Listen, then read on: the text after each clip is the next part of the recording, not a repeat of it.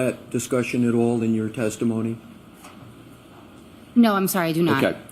I wasn't certain whether we had that parlance.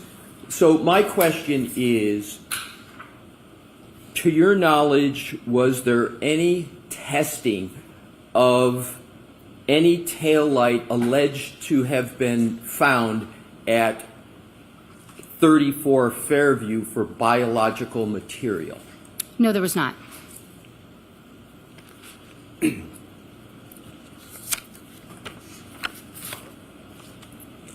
And could you just please state what your definition is, inclusion, when you refer to biological material? Those items were not processed in the criminalistics unit for any type of biological, meaning they would not tested for blood, semen, saliva, or a skin cell collection. I'm sorry, I missed the last part that you... Or a skin cell collection.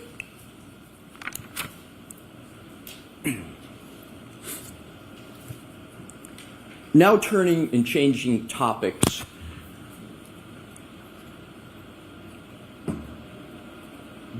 there was a T-shirt and a hoodie of the decedent. Do you recall that? Yes, I do. And are you okay with my parlance of T-shirt, the yellow or orange T-shirt on the one hand, and then the gray hoodie sweatshirt? Is that an acceptable parlance for you? Yes.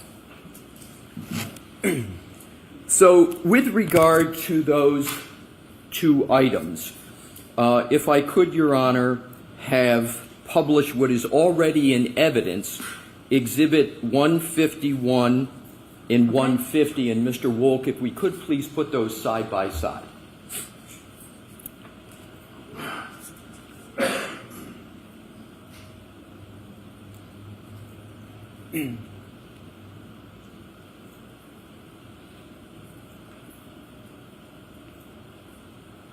Alrighty, so is it correct that what's on the left is the right sleeve of what we refer to as the hoodie, and on the right is the, what color would you like to call that T-shirt?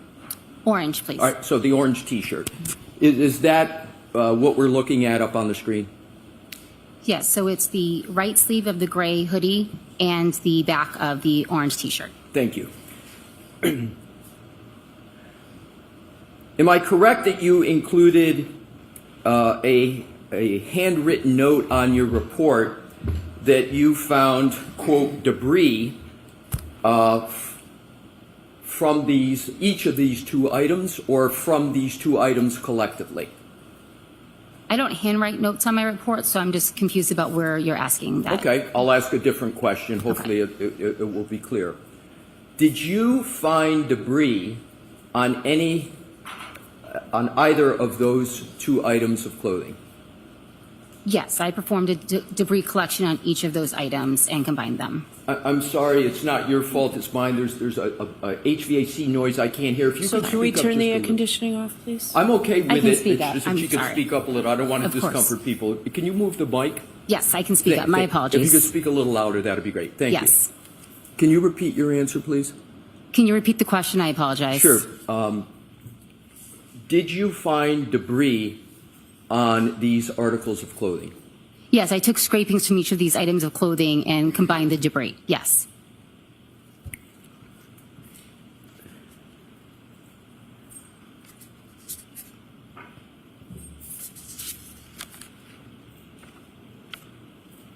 With regard to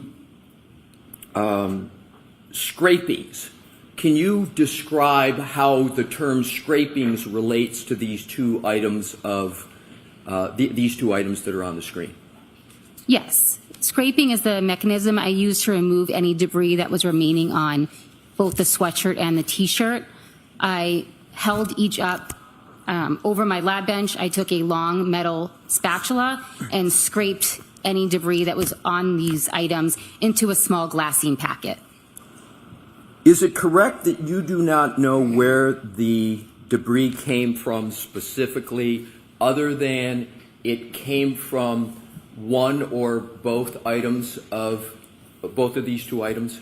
Yes, that's correct. So the debris could be from just the hoodie, it could be just from the T-shirt, or it could be a combination of the both? Yes, the items were packaged together, so they were already commingled. So there was no way for me to determine which debris came from which item, and it would be misleading to label them as such, so I combined them. Exactly where my next point was going to go to, thank you, and my next questions. So what, if anything, were these two items contained in when you got them? They were contained in a brown paper bag, and they may have been contained in a larger box, but I don't remember off the top of my head. So when you got them and you saw them for the first time, using your term, they were commingled together, correct? Yes, that's correct. And was there any debris in the bottom of the bag? There may have been. When I examine something on my bench, I also shake out the bag to ensure that nothing is left behind and that everything is examined and accounted for. Now, am I also correct that there is no description of the actual debris that you found? For example, you didn't specify whether it was little fibers, little hair, little pieces of this or that. Do I have that correct? Correct. I did not do any examination on it. I just packaged it. And therefore, you didn't note whether any of the debris was a plastic or a plasticine nature, correct? Correct. That would not be part of my analysis. And there was no marker put on any part of the debris that was recovered. Is that also correct? I labeled the debris with an item number. I'm not sure what you mean by marker, if that's what you mean. Parts of debris, in other words, there wasn't separate identification or markers for separate pieces of debris. No, I did not separate out the debris. There was no photograph taken of the debris? Not by me, no. Do you have knowledge of whether there was a photograph taken of the debris by anybody? I do not. So you have, as you sit here today, you have no knowledge that there's a photograph of the debris? That's correct. I do not.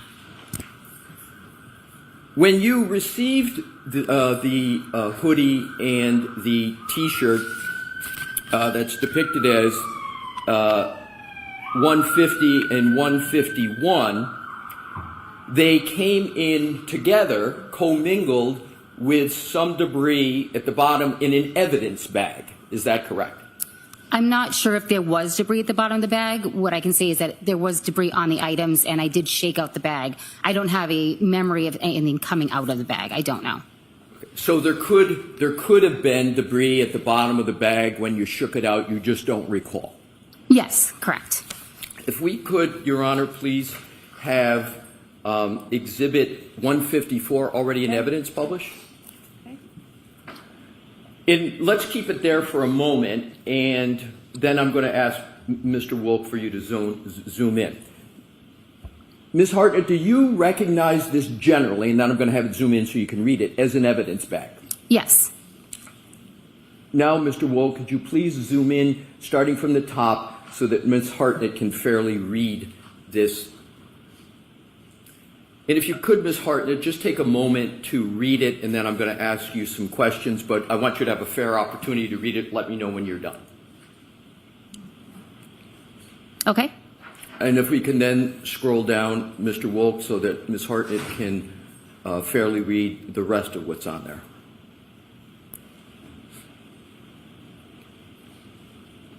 Okay. Thank you. Now, Mr. Wolk, if you could just leave it where it is now. With Your Honor's permission, I don't see a need to keep the lights off. Can have that on, but if Ms. Hartnett needs it, please. You'll just let us know. So, is this the evidence bag that the T-shirt and the hoodie were in when you received those items? To the best of my recollection, yes.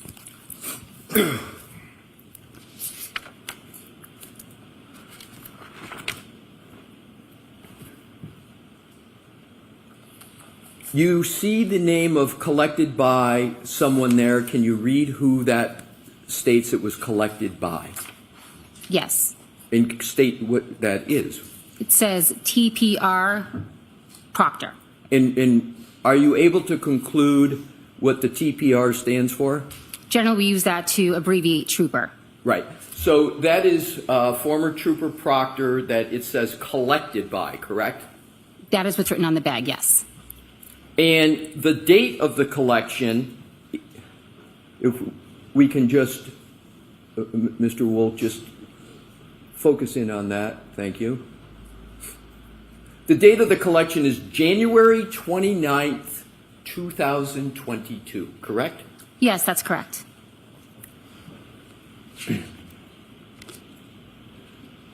Is it a fair conclusion from this evidence bag and your experience on the matter to conclude that former Trooper Proctor was the person who collected the evidence and put it in the bag? I have no knowledge of who actually collected it and put it in the bag. I can only read what I see on the monitor. In terms of, if we could, Mr. Wolk, please take that down and put back up the side-to-side images and depictions of the T-shirt and the hoodie.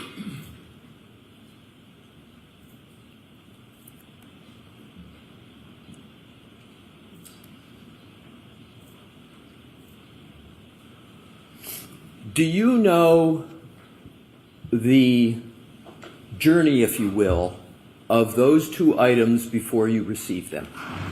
No, I do not.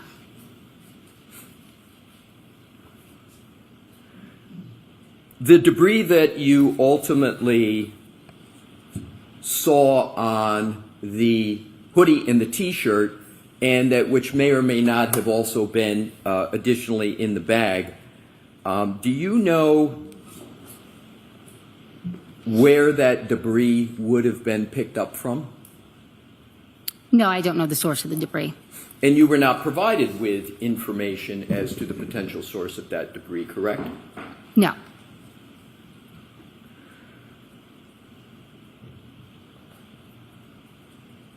Were you aware of whether or not the debris, whether those items had been on the floor of an ambulance or a floor of a hospital?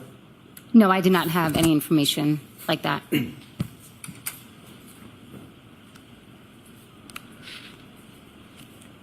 Is it important to maintain the sanitary condition of evidence generally to avoid contamination? We do our best to avoid contamination once we receive items into evidence, yes. And what are some of the protocols that are used to avoid contamination of evidence, generally? Generally, wearing gloves, putting items in packaging, bleaching any materials or utensils that we're going to use, or using disposable materials, sterile materials when possible or necessary. We also wear lab coats when processing evidence. Is another protocol or technique to separate out pieces of evidence to prevent cross-contamination? Sometimes we will separate pieces of evidence. If the items are already mixed in with each other, then the items are kept together, can be kept together.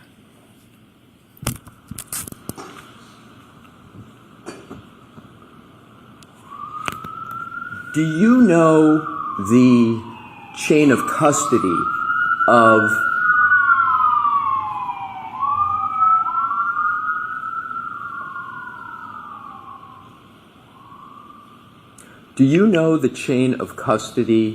of either the hoodie or the T-shirt? I only have record of the chain of custody from when it was delivered to the lab. So before any delivery to the lab, you do not have knowledge of the chain of custody of either of those two items? No, I just know which detective unit dropped the items off. And which detective unit was that? Norfolk Detective Unit. What I would like to now do is to, we can now take that down. Thank you, Mr. Wolf. I want to sort of speciate, if you will, separate out the evidence that you have talked about so far so that it's clear what you submitted and what may have been submitted by others to the lab. Do you understand that concept generally? Yes. Thank you. So what I'm going to do is to give categories, and if you would be kind enough to say, I submitted it by some other person, that would be helpful. Any items that were collected from the vehicle, who submitted those to the lab or brought them to the lab? I did. The swabs from the red Solo cups, I submitted the swabs. the drinking glass that you were presented with at Canton PD, I submitted that item. the two clothing items that we just saw on the screen, the hoodie and the T-shirt. Those were submitted by the Norfolk Detective Unit.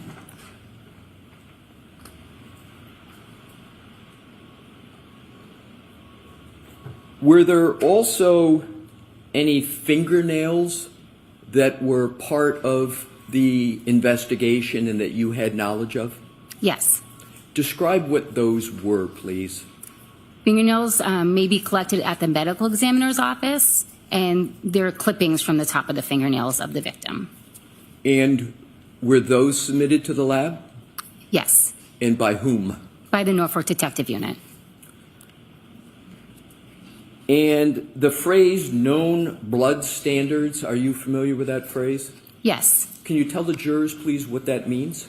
A known blood standard is a sample of blood that is collected from an identified person. And which person were those known blood standards related to your knowledge in this matter? We received a tube of blood that was identified as belonging to John O'Keefe. And with regard to the fingernails and the known blood standards, who submitted those to the lab? The Norfolk County Detective Unit. So am I correct to conclude that for those items that you submitted to the lab, you knew sort of their journey, if you will, but that those items that were submitted by, I think you referred to as Norfolk County, was your parlance? Yes, correct. You don't have knowledge about those other than that they were submitted by them? Prior to them arriving at the lab, correct. I have no knowledge of what occurred, where they were stored or anything like that before that.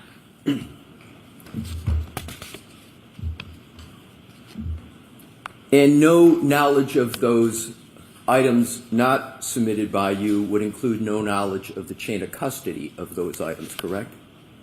No knowledge prior to them being received into the lab. That is correct. Your Honor, if I may have a moment, please. It'll probably be 30 to 45 seconds. Thank you. Bear with me, please.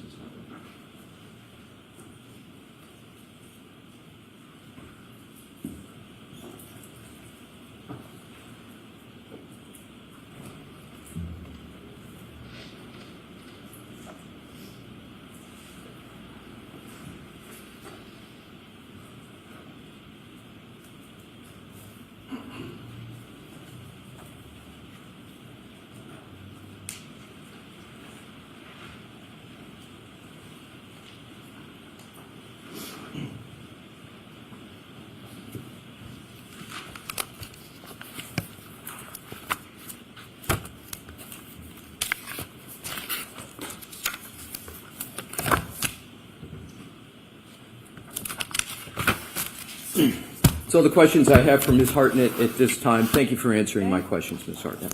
Thank you. All right, Mr. Brennan, any redirect? Yes.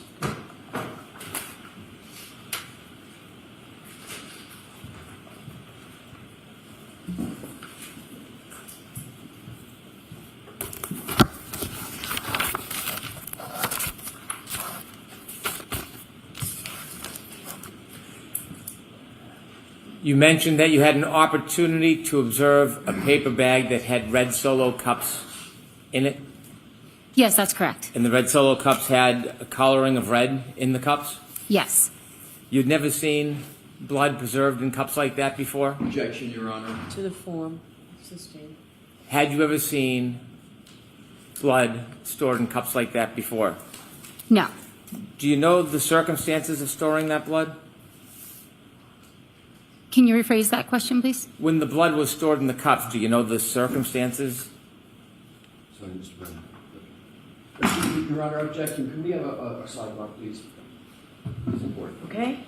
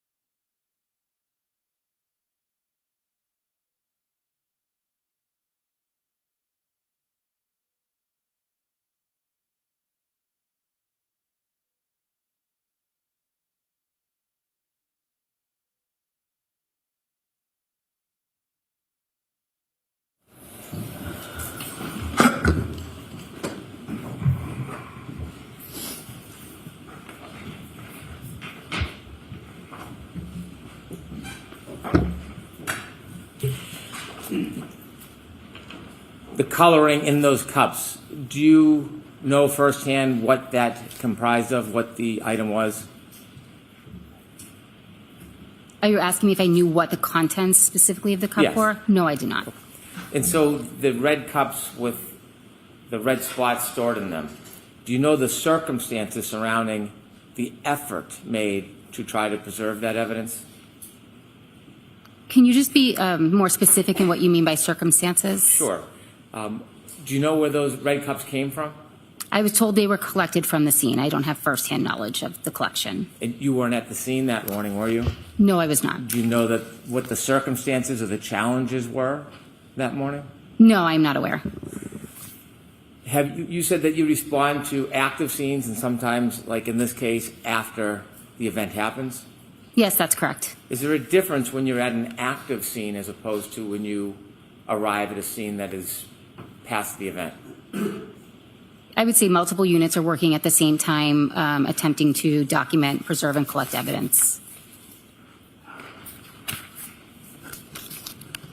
You were asked a few questions about the top back of the Lexus SUV.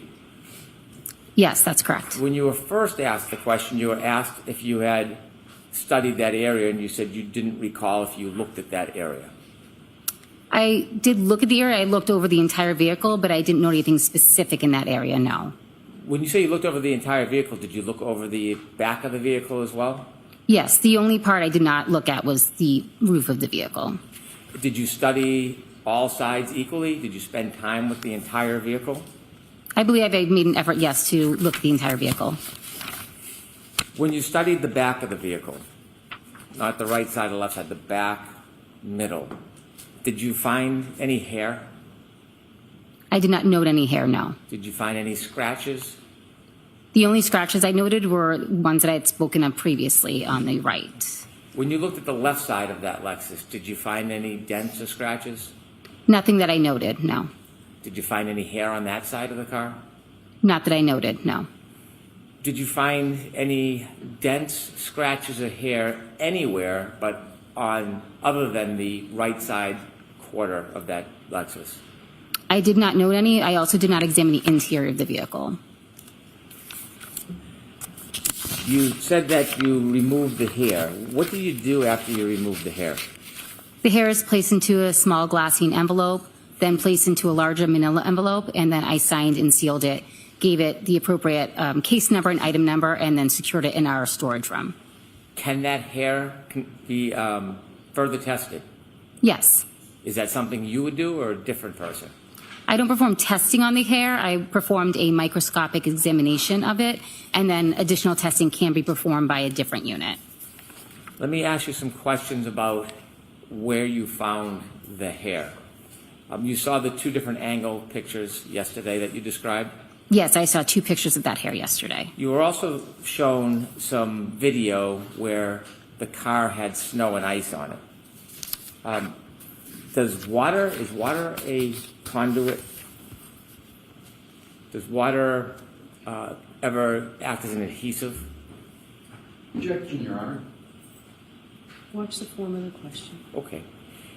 Why don't I show you a similar video that you were showing yesterday, but we've clarified it so it's more clear. I'm going to ask you to take a look at video 125.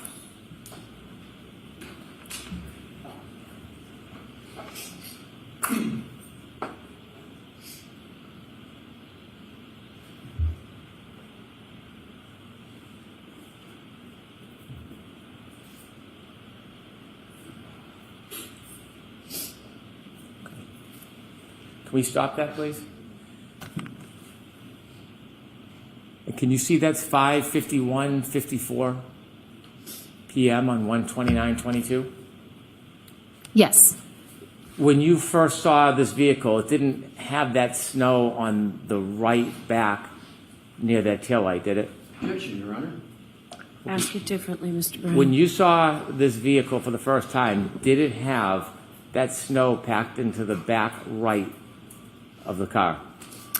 No, to the best of my recollection, there was no snow on the vehicle when I saw it. And the hair where you found it, you see the red back taillight, the piece of red that's showing? I do see that, yes. In reference or relative to that red, was the hair to the right, left, below? I don't recall at this time. Okay. Do you see the ice or snow on the right side quarter panel of that Lexus? I don't see it on the quarter panel. I'm not sure what you're speaking Okay. of. If we could move that video forward, please, to 702.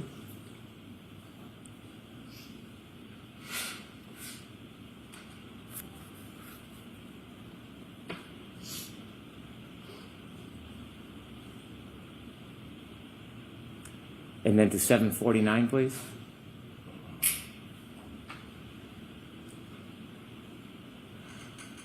Stop. Go forward just a little bit, please. Stop.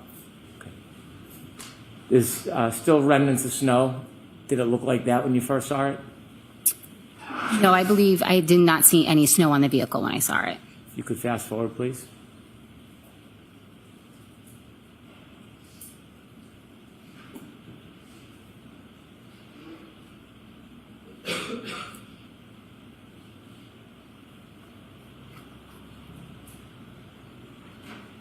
Thank you. You can take that down. Thank you.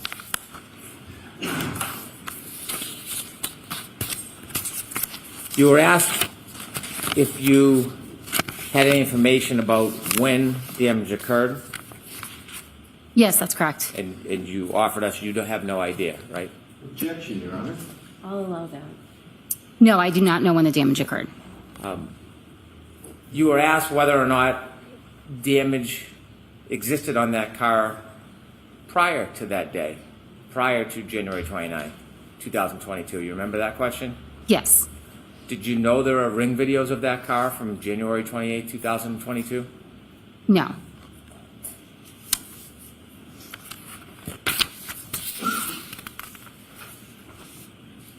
I want to show you some photos and ask you a few questions. If we could have 147C, please.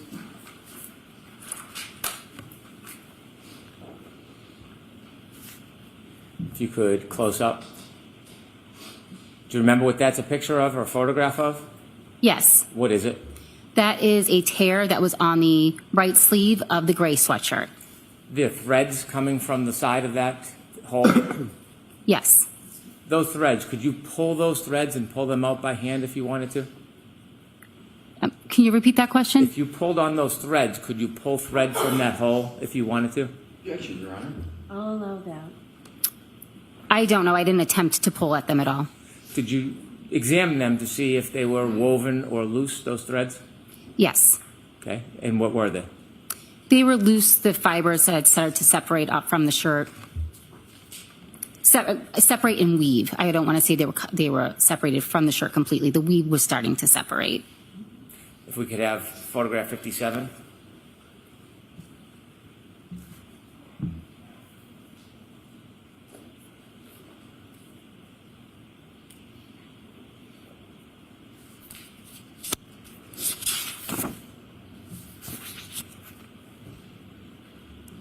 '57, 57.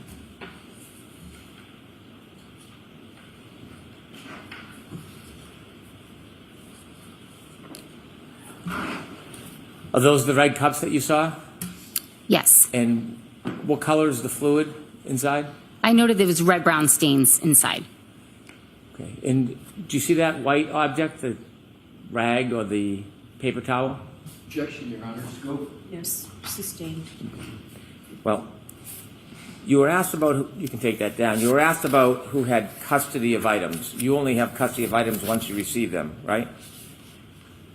Yes, that's correct. If somebody had access to that rag and dipped it in those cups and then smeared it on the taillight, and you went and tested, would you potentially be able to find that red liquid on the taillight? Objection, Your Honor. It's sustained. If strands of cloth were pulled from those clothing and placed in the taillight area, would you know when they were placed? Objection, Your Honor. Sustained. When you get to a scene and you examine an area, if you don't see it firsthand, is there any way you can date when items are placed on an object? I'm sorry, can you ask that one more time, please? Sure. When you look at an area like a taillight, if you found blood or cloth or another item in that area, would you know when it was placed in that area? Objection, Your Honor. I'll allow that. I think there are really just too many variables to say either way. And if an item like blood or cloth was placed in that area, is that something you would be looking for in your examination? In which area? Say the taillight, for example. If there was an object placed in the taillight, would I be looking for that? I would be looking for any item evidence. I'm not specifically looking for anything. I'm just looking for anything that would potentially be evidence. Thank you. I have no further questions. Anything further, Mr. Briefly, Lissy? Your Honor.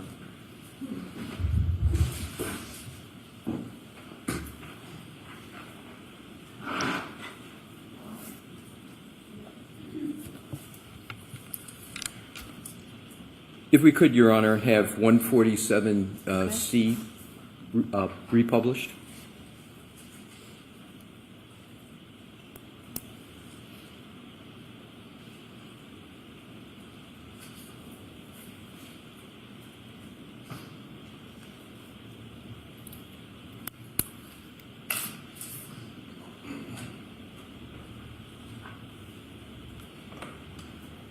Would it be acceptable to move it along if Ms.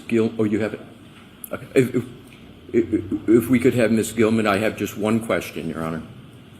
Thank you very much, Ms. Gilman.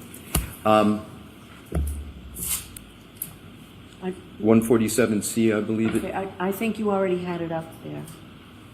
No, it's this one. Yeah, Okay. exactly. Thank you, Your Honor.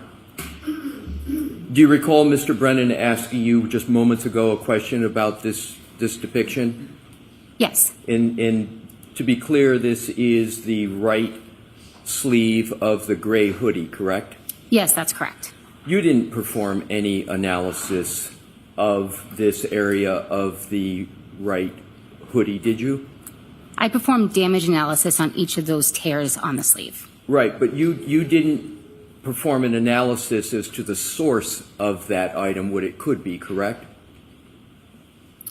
Can you rephrase that question, please? Sure. You didn't do any analysis of what could have caused that hole in the sweatshirt, did you? No, I did not. No further questions. Again, thank you for answering my question. Your All right, Honor. Ms. Hartnett, you are all set. I wanted to correct something from the record yesterday. I wasn't sure when was appropriate to do that. Okay. Do you recall which lawyer asked you the question? Yes, Mr. Alessi asked me the question. Your Honor, are we going to proceed along that? So why don't I see you at side? Thank you.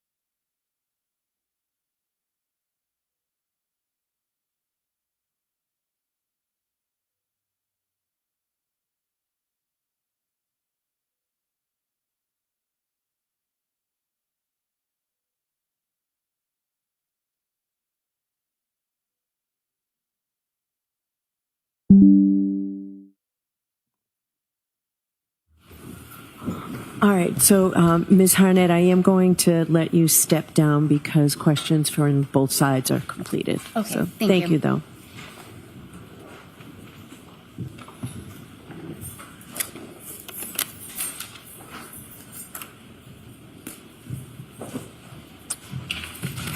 Okay, Mr. Brennan, who is your next witness? Next witness is Dr. Scortibello. Okay. Ma'am? Yes. Thank you.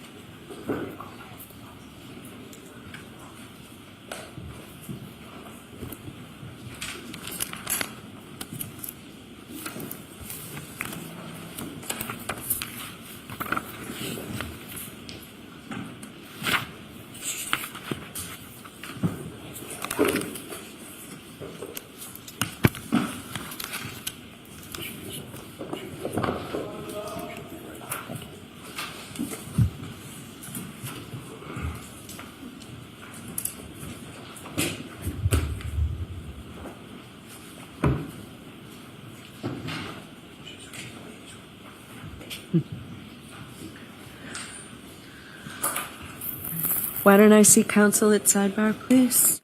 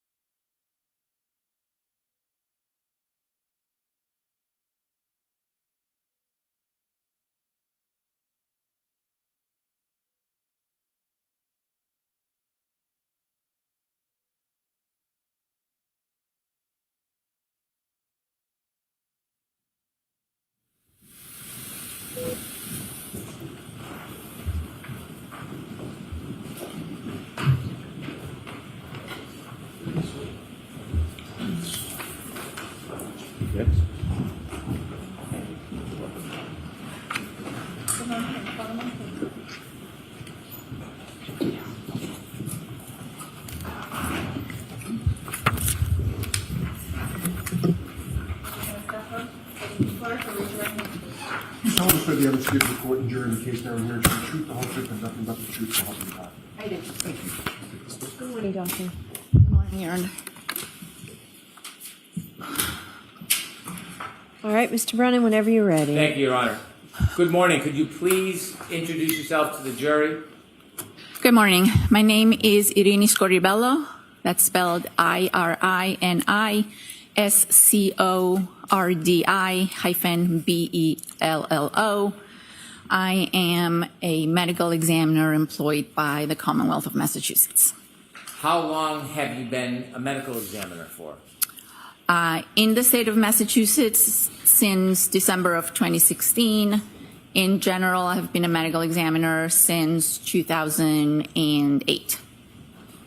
Did you attend medical school? Yes, I did. Where did you attend medical school? I completed medical school in New York City at the Mount Sinai School of Medicine, now known as ICANN School of Medicine. Did you attend a residency? Yes, I completed my residency in anatomic pathology at the Mount Sinai Hospital. Is that what you specialized in during your residency? Yes. After your residency, did you go right to the medical examiner's office or did you work anywhere else? After my residency, I completed a one-year fellowship in forensic pathology that was done at the Office of the Chief Medical Examiner for the City of New York. And then I went to work as a medical examiner. Is there a certain type of doctor you are? Do you have a particular... Yes, I am a forensic pathologist. What are your duties at the medical examiner's office? My duties and responsibilities at the medical examiner's office include performing examinations and autopsies to determine the cause and manner of death in cases that fall under our jurisdiction. How many other doctors work with you at the medical examiner's office? I think there's close to 20 of us. I don't know the exact number. The medical examiner's office, are you responsible for all counties in Massachusetts as far as doing examinations and autopsies? No, I work, my primary location is in Westfield, Massachusetts, where one of our satellite offices is, and we cover Worcester County and the entire western part of the state. There's 3 offices in the state, the one in Westfield, the one in Boston, and the office at the Cape, in Cape Cod. You mentioned that part of what you do is to try to determine manner and cause of death. Yes. I use the word autopsy generally without too much detail. Can you describe for the jury what the process is when you're trying to determine the manner and cause of death? You would like me to explain what an autopsy is? Please. An autopsy is a large surgical procedure with 2 main parts. The external examination, which is an examination of the outside of the body, where we document physical characteristics such as hair color, eye color. We document any identifying features such as scars or tattoos, height, weight. And then we also document any signs of disease or any signs of injury on the body. The second part of the autopsy is the internal examination, where we make surgical type incisions on the body and we examine the internal organs of the neck, the chest, the abdomen and the pelvis, as well as the head and the brain. Part of the autopsy procedure, and this depends on the kind of case we're doing an autopsy on, might include other studies such as taking evidence, toxicology, which is done on almost every case, and any additional dissections or any additional steps we might feel we have to take. But that's, in general, what an autopsy is. Do you ever seek the assistance of any other doctors or professionals that have specialties in your determination in an autopsy about manner and cause of death? Yes, absolutely. We often, well, like I mentioned before, we perform toxicology on almost all our cases, and those samples are sent to the toxicology state lab. We also have a board-certified neuropathologist and cardiac pathologist in our office, and very often we will consult with them in determining cause and manner of death. Are cause of death and manner of death the same or 2 different things? They're 2 completely different things. Can you explain to us what the difference is between the 2 of them? Yes. Cause of death refers to the disease or the injury that initiates a sequence of events that ultimately leads to someone's death. So that disease or that injury can be a natural disease such as atherosclerosis or coronary artery disease, or it can be some sort of injury. The manner of death has to do with the circumstances that led to the death. So there are 5 manners of death that we use in our practice. The most common one is actually natural. Natural means that the person's cause of death, the disease that killed them, was due to natural causes. And that would include heart disease, diabetes, cancer. All those are natural processes that take place in the body that lead to death. And so the manner of death is natural. If trauma or an injury is involved, then we have to decide then let me back up. If trauma or an injury is involved, then the manner of death is no longer natural. And therefore, it could be that the trauma was inflicted in an accidental manner, in which case the manner becomes accident. If it was inflicted by another person with the intent to cause harm, then the manner becomes a homicide. And if the trauma, and when I say trauma, I should include both physical and chemical trauma, chemical when it comes to intoxications due to drugs, etc. If the trauma was self-inflicted, then the manner of death is suicide. So we have natural, accident, homicide, suicide, and then the 5th one is what we call undetermined or could not be determined. That is when the circumstances in a case are not entirely known or clear to us, and the information that we have does not support one manner of death over another. In that case, we classify the manner of death as undetermined. When you are conducting an autopsy and making an analysis and attempting to reach a conclusion, you said when you looked at in a case, is your case and what you do different than procedure in a prosecution's case? Can you repeat the question? I'm not sure I understand. I can. When you're making your determinations about cause or manner of death, do you have any limitations?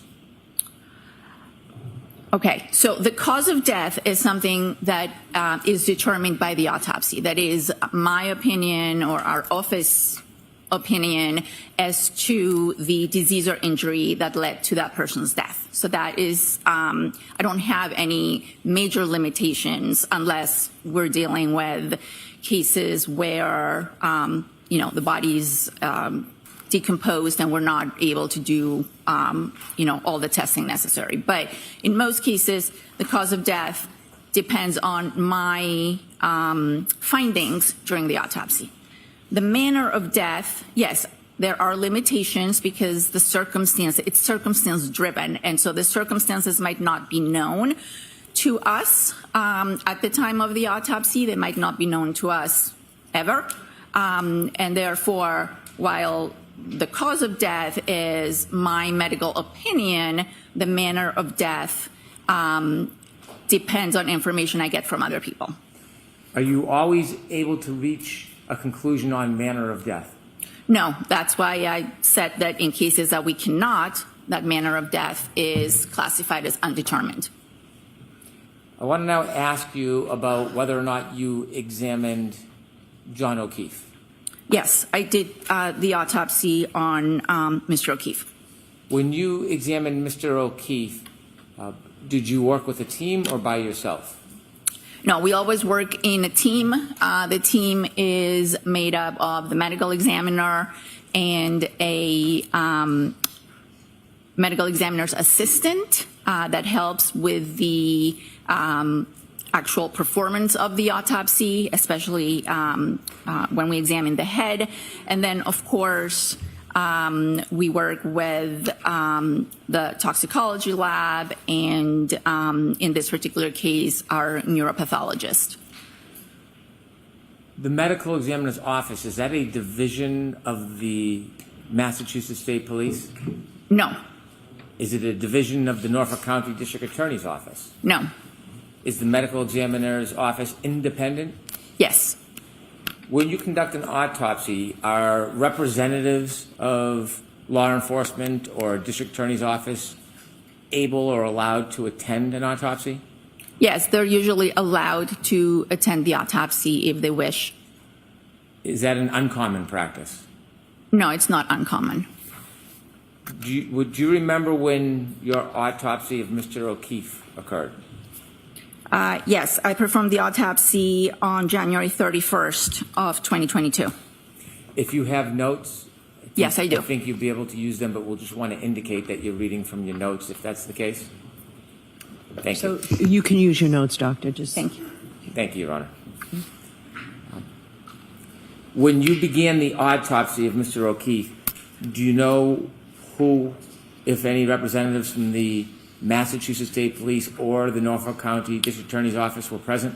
I don't remember their names. I do believe there were 2 individuals, and every person who attends an autopsy has to sign a log, and their names would be logged in our records. I don't remember their names.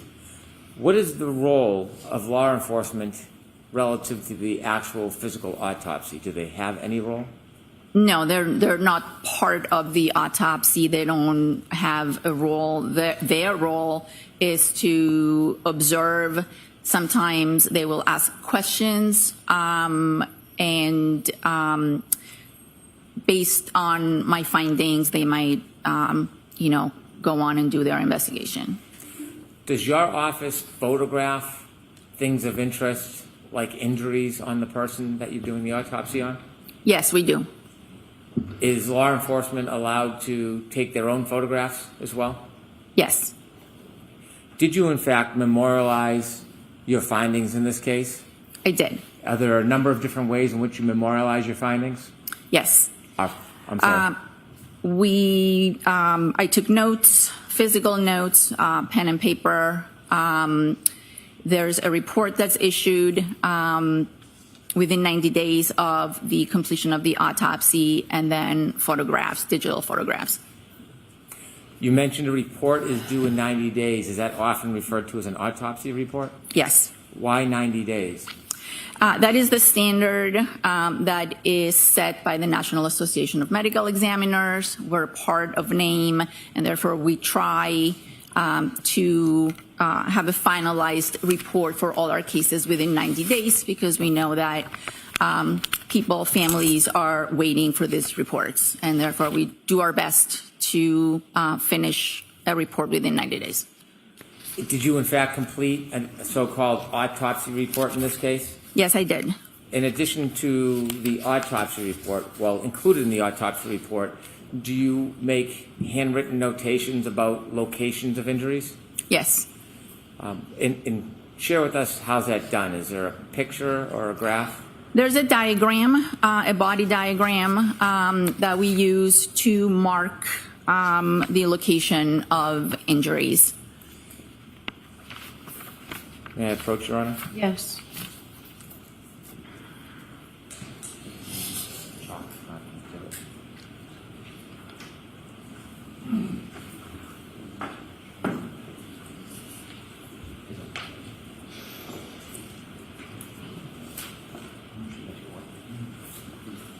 May I? Yes. Do you generally recognize what these documents are? Yes, these are my diagrams from Mr. O'Keefe's autopsy, And could you just very basically describe each one of them? some of them. Yes, the first one is a body diagram. A lot of things have been whited out, but it's the diagram that I would use to make note of any injuries.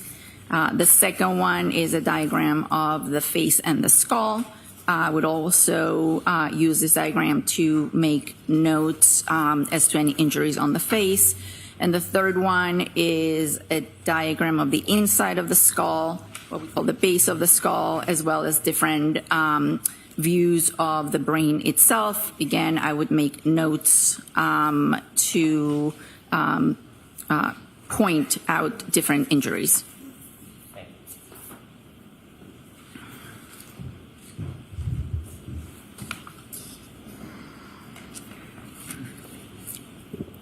As you were noting injuries in your autopsy report, these diagrams, they start off blank, They start off blank and then they're filled out as we go along. and you fill out all the details you find important in your report? Correct. For reference, and to assist us, I have some blank diagrams that I may ask you to point out things on the blank diagram for us. Okay. And Your Honor, I'd ask permission, I've spoken to defense, to use these simply as a chalk. Sure. No objection, Your Honor. Before you begin an autopsy, do you seek any medical records if available? Yes. When a case is called into our office, depending on the time and the day that it is called in, our intake department, who are the people initially on the phone taking the information, will start asking for both medical records as well as police reports. So in the morning, when we start the autopsy, it's possible that we have some records. Sometimes if a decedent is brought to us from the hospital, there might be some records that come along with the body. But to answer your question, yes, we always ask for medical records, what we call PCP records, which are primary care physician records, any records from a hospital where the decedent may have been, and investigative reports, police reports. Do you recall whether you had access to John O'Keefe's medical records from Good Samaritan Hospital? I did have access, yes, in the day, I believe the day of and the following day. May I approach, Your Honor? Yes. Subject to any later reactions, I would move the Good Samaritan medical records into that. No objection, Your Honor. Exhibit 155.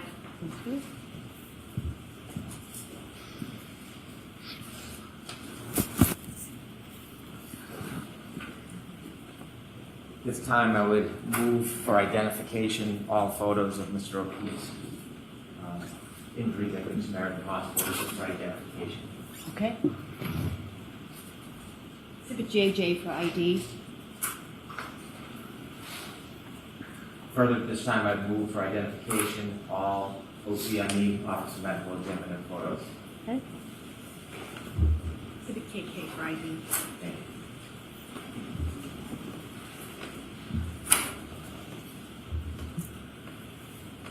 One more. Your Honor, at this time I'd move all CSSS 5 photos for identification.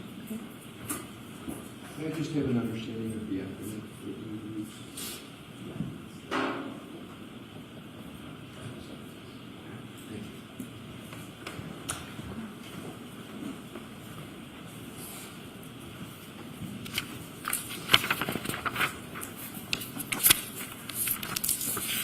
With the court's permission, Ms. Gilman, if you could put up the diagram, full body.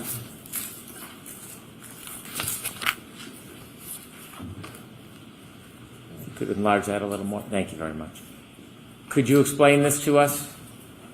Yes, this is the diagram that we use during every autopsy. As you can see, we note the name of the decedent. Every case has its own number. In this case, it was 22-1697. And then we take note of, as I mentioned, during the external examination, physical characteristics such as hair, eyes, teeth. And then on this diagram, we would note any scars we see on the body, any tattoos we see on the body, any injuries we see on the body, and any therapeutic interventions. Those would be things that are sometimes done either by emergency medical personnel or at the hospital. Everything would be noted on this diagram.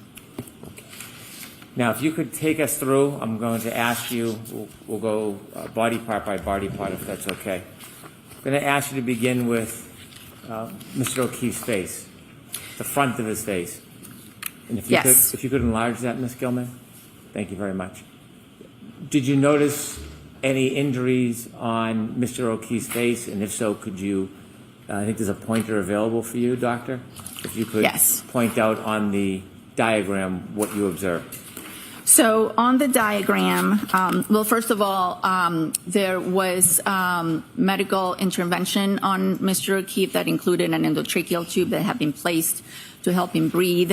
But once all the intervention, all the medical devices were removed, I observed on his right upper eyelid a 1 centimeter laceration. So as we're looking at the diagram, this is the right side and this is the left side.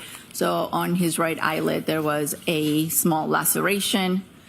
I also observed abrasions on the anterior and the left aspect of the nose. So the nose would be here on the front and the left aspect. Abrasions are scrapes. Lacerations are tears in the skin. I should probably explain that. Then there was some bleeding and some swelling of the eyelids of both eyes.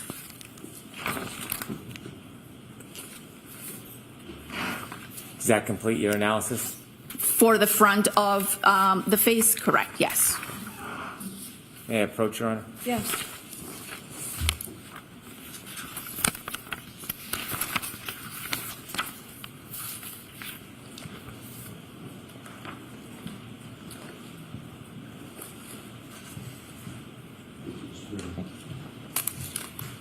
Doctor, I'm showing you a photograph. Do you recognize what's in that photograph? Yes, this is a photograph of Mr. O'Keefe's face. Does that photograph depict any of the observations or injuries you made that you just described to the jury? Yes, it shows the small laceration that I noted during the autopsy on the right eyelid. You can see some of the swelling and some of the bleeding over his eyelids. And that's pretty much all I can see because it's a side view. Is there an apparatus? There is what we call an endotracheal tube, as well as a C collar or a C stabilization collar. That's something that would have been placed on him by medical personnel. All right, we'll do some evidence and ask for instruction. Okay. No objection, Your Honor. All right. So, folks, during the testimony of Dr. Scorti-Bello, photos will be introduced to you. They're photographs of John O'Keefe that Dr. Scorti-Bello from the autopsy. So you'll have them in the jury room with you. I'll put them in an envelope, or I'll ask that they be put in an envelope. So if you don't want to look at them now, you don't have to. At some point, we'd ask that you make sure you look at it. These photos are not pleasant, and you may find that they're graphic. But what's important for you to know is that your verdict must not in any way be influenced by the fact that these photographs may be unpleasant or graphic. The defendant is entitled to a verdict based solely on the evidence and not based on pity or sympathy for Mr. O'Keefe, which might be occasioned by these photographs. So consider the photographs only as they draw your attention to a clinical, medical status, or to the nature of Mr. O'Keefe's injuries, or to the nature of the incident itself. So they'll be displayed up on the screen for you as well. The last exhibit is Exhibit 156. Thank you.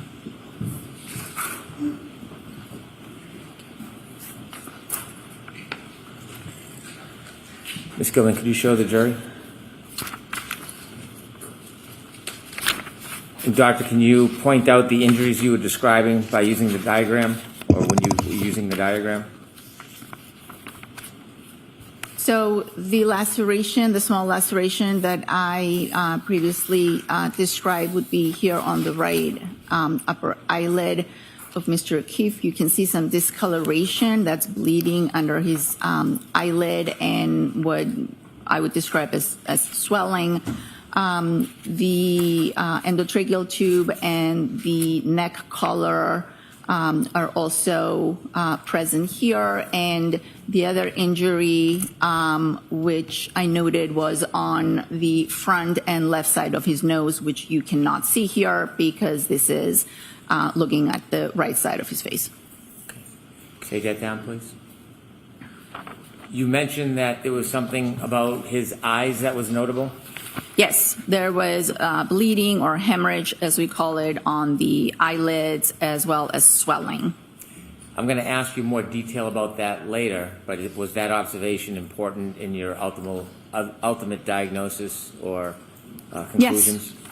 May I approach, Your Honor? Yes.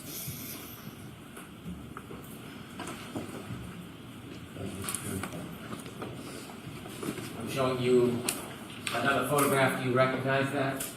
Yes, this is another picture showing Mr. O'Keefe's face.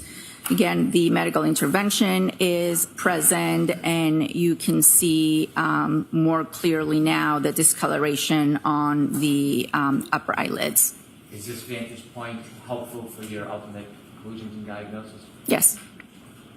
Your Honor, move this into evidence. No objection, Your Honor.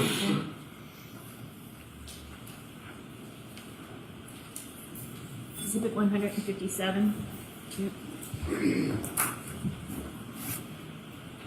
With the court's permission, I'd like to show this to the jury. Yes. P645, please.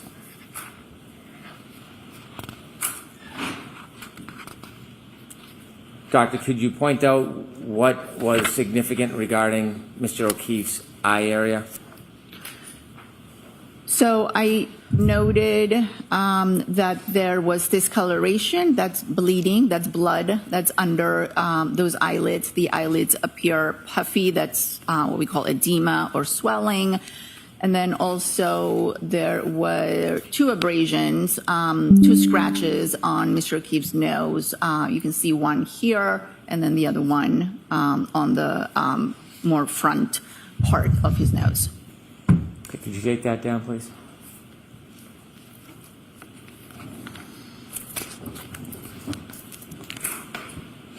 If we could move down a bit to the chest and stomach area, did you make any observations about this area, Dr. Scortibello? The observations that I made on the chest were that there was, as I mentioned before, there were defibrillator pads on the body, and there was an abrasion that's very commonly seen in people who have undergone resuscitation. Internally, that abrasion and the whole resuscitation apparatus was associated with some anterior rib fractures, which are also seen in cases of resuscitation, but I didn't make any other notes in terms of trauma on the chest or abdomen. Okay. I'd like to move to the arms and the hands. If we could come down just a little bit. Let's begin with Mr. O'Keefe's hand or hands. Did you make any observations regarding Mr. O'Keefe's hand or hands? Yes. On his upper right arm, I noted that he had a superficial abrasion. So it would have been, you can we move that down a little bit? move it please? down a little bit. Yeah, thank you. You seem to be doing a very good job. Okay, somehow doesn't want to Sorry work. if that's not working well. It's projecting here, but not on the actual picture. Okay. There may be a second pointer. I can do it here. Okay, great. Yeah. So on the right upper medial arm, that would be the inner side of his arm, there was a superficial abrasion. Again, that's a scrape. Then on his right posterior arm and forearm, so not exactly on this aspect of the arm, but on the back side of the arm, which would be in the back of the diagram, there were multiple abrasions, which I described as ranging from 2 to 3 millimeters and up to 7 centimeters. Then, if you could move the diagram down, please. Again, there is a back to this diagram. I don't know if you could put that on the screen. There we go. So this is now the right side, and this is the left.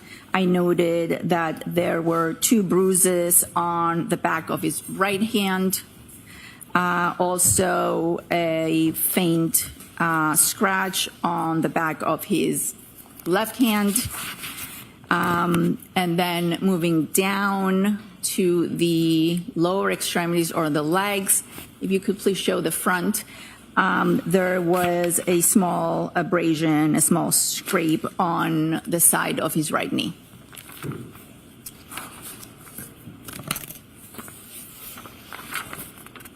May I approach, Your Honor? Yes.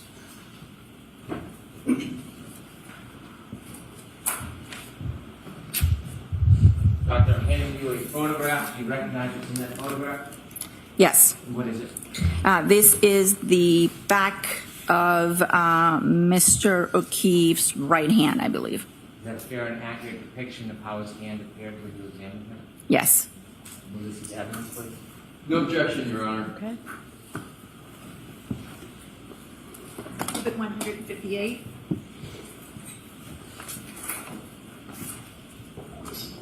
With the court's permission, I'd show P647 to the jury. Okay.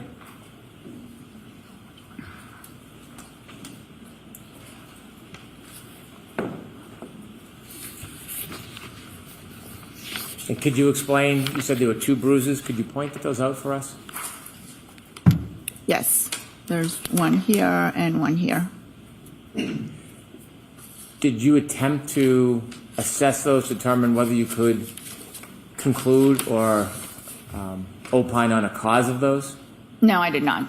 Well, I take that back. I'm sorry. So this particular one has 2 small little pinpoint defects in the middle, which we sometimes see when emergency personnel tries to get access to a vein for fluids, for intravenous fluids. So, but I did not put that in my report. I just described it as a contusion. Is it common to see that type of coloration where medical personnel put intravenous or other types of support into somebody's hand? Yes, it's very common for the skin to bruise when someone tries to get access to a blood vessel. The other coloration that is unrelated to those 2 small points, would you have a description of what those are? No. I'd also like to show you exhibit number 1.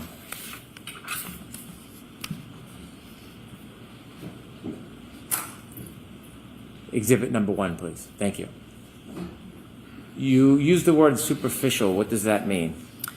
Superficial means that the abrasion is on the superficial layers of the skin, usually the epidermis and sometimes the dermis, but there's no penetration of the skin. When you're assessing to determine whether there's any penetration, do you measure the length of the wound, of the abrasion? Penetration would be measuring the depth. If there was actual penetration, I would have to measure how deep into the skin. For example, when we assess stab wounds, we have to measure the depth of the wound. In this particular case, you can see that these are scrapes or scratches, and there's no exposed underlying fat or muscle. And therefore, to answer your question, I measured their length and gave a range, but I did not measure their depth. As a routine practice during an autopsy, doctor, if there was penetration or depth, would you, as a routine, measure that? I would make a note of it. Are there any such notes in any of your autopsy findings or reports about depth? No, I did not make a note on the depth of these wounds. Do you have an opinion to a reasonable degree of medical certainty as to how those superficial abrasions occurred? I do not.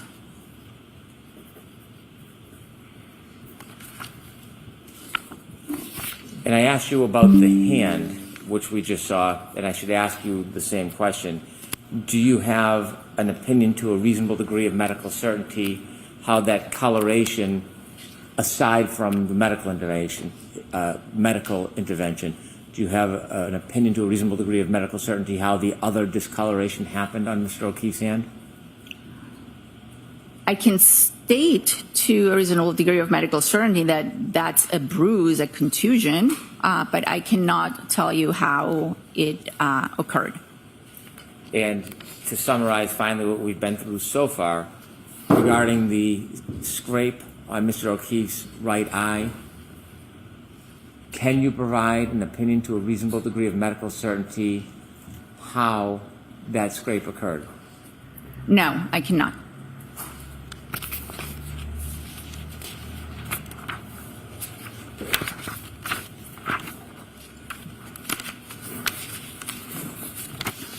You mentioned for us that when you looked at Mr. O'Keefe's legs, you observed bruising on his, or a small scratch on his right knee. Correct. I don't want to summarize it. Can you describe that Can we turn more the lights on, specifically? please? Thank you. Yes, I described it as a 0.5 centimeter abrasion on the right lateral knee. Did you see any marks or abrasions on his left knee? No, I did not. Was the mark scratch on Mr. O'Keefe's right knee on the inside or the outside of the knee? It was on the lateral aspect, which would be the outside. Thank you. May I approach? Yes.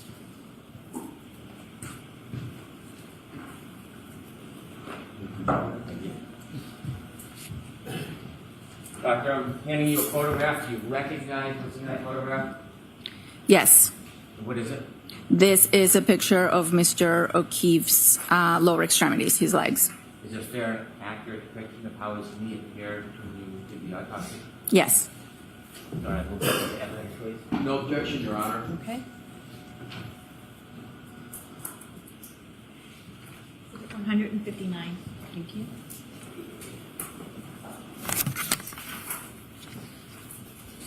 With the court's permission, I'd like to show the jury 9467. Yes. You used the word lateral and you talked about abrasion or a scrape. Could you look at this photograph and could we enlarge it, Ms. Gilman, and could you point out to the jury and explain what it is that you saw? Yes, you can see the abrasion here with a little bit of adjacent discoloration, but this is what I was describing. If you could zoom back out, please. And you didn't see any similar type bruising or abrasions on the left knee? No.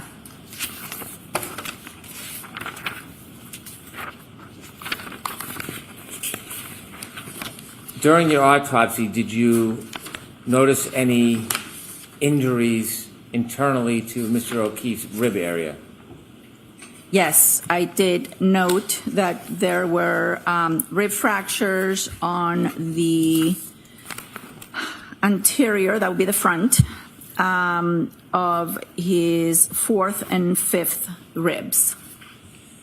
And so would that be his left or right side? It would be both the right and the left, and it would be the part of the rib that is closer to the sternum.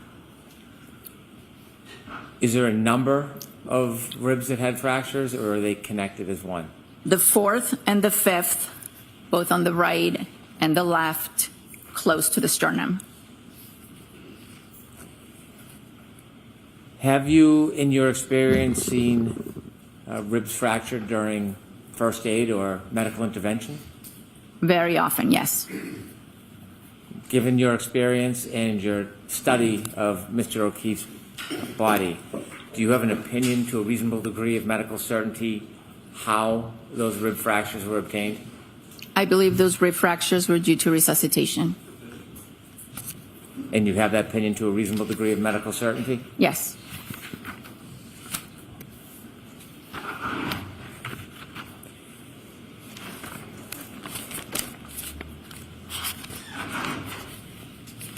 I'd like to show you a different diagram, one of the head area.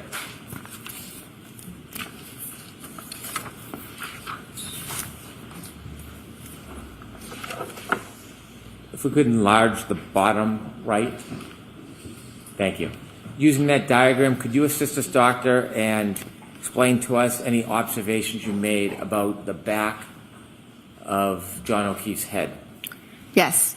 The main observation was a laceration that is a skin tear on the back of Mr. O'Keefe's head to the right of midline. So this would be the midline. The laceration was somewhere here, is what we call the right occipital area. And associated with that, there was an abrasion over it that would have been here. So this was what we call a compound injury, an abraded laceration.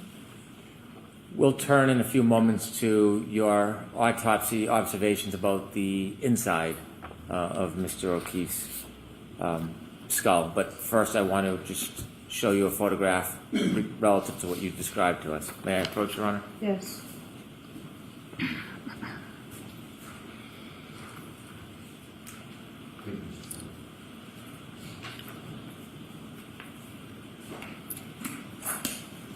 Showing you a photograph. Do you recognize what's in that photograph? Yes, this is a picture taken at the time of autopsy. This is the back of Mr. O'Keefe's head. The hair has been shaved off so that the injury can be clearly photographed, and it's a laceration with an associated abrasion. Thank you. Your Honor, move this into evidence. Okay. No objection, Your Honor. Exhibit 106.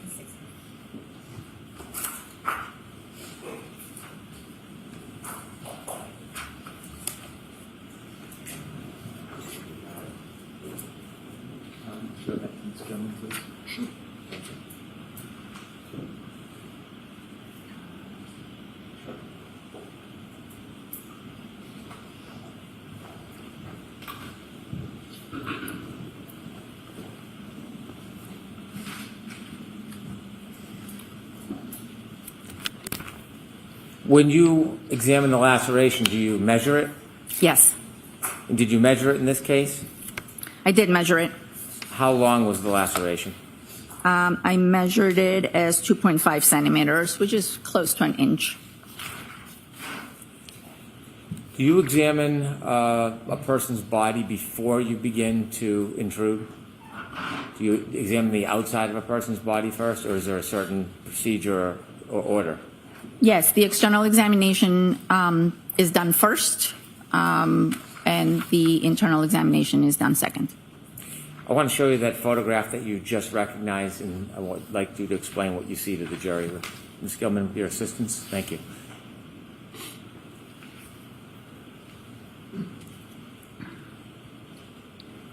This is the laceration that I noted, and this is the scrape that's associated with it. Take that down, please.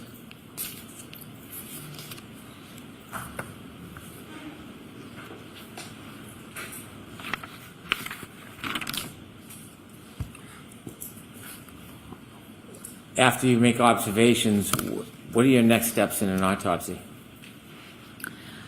The internal examination, after the external is performed and pictures are taken, then we proceed to the internal examination of both the, as I mentioned before, the torso, the body, as well as the head. I'd like you to take us through the internal examination. Did you have a chance to look internally behind the laceration you saw on the back of Mr. O'Keefe's head? Yes. And when you did that, could you describe for us what you saw?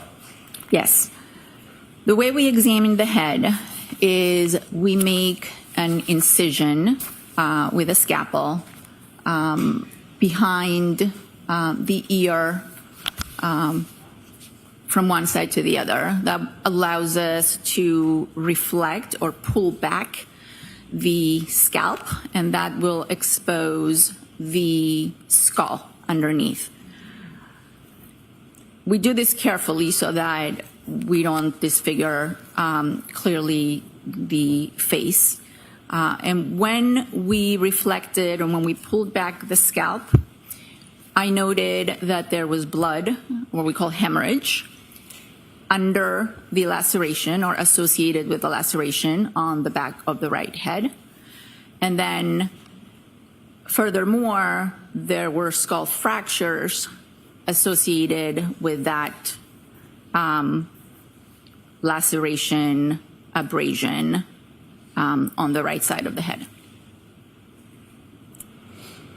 Were the skull fractures in the same or different area? The skull fractures were in multiple areas of the skull, what we call the base of the skull.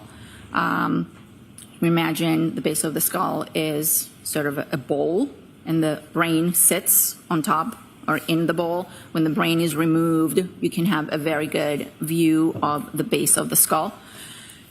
So when the brain was removed and we were able to look at the base of the skull, I noted that there were multiple fractures that appeared to be originating from the area of the laceration, or what would correspond to the area of the laceration.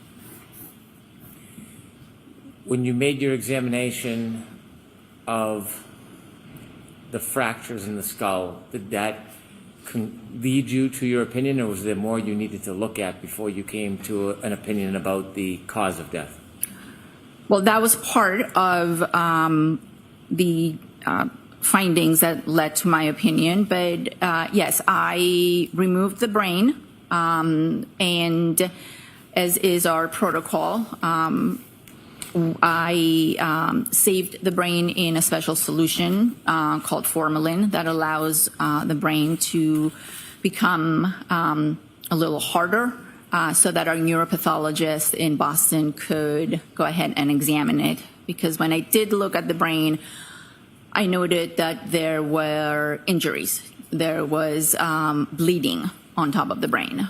And therefore, I saved it. The brain ultimately went to our Boston office, and our neuropathologist, Dr. Stonebridge, examined it and issued a report. Did you engage in any type of analysis on your own about any injury to Mr. O'Keefe's brain? I noted the kind of injuries I could see superficially on the brain, and I have looked at the brain after it was fixed and pictures of it, but I did not issue a report on it. The whole point was for our neuropathologist to examine it closely and issue a more detailed report. I have a few more photos. Would now be an appropriate time for a break, Your Honor? Yes.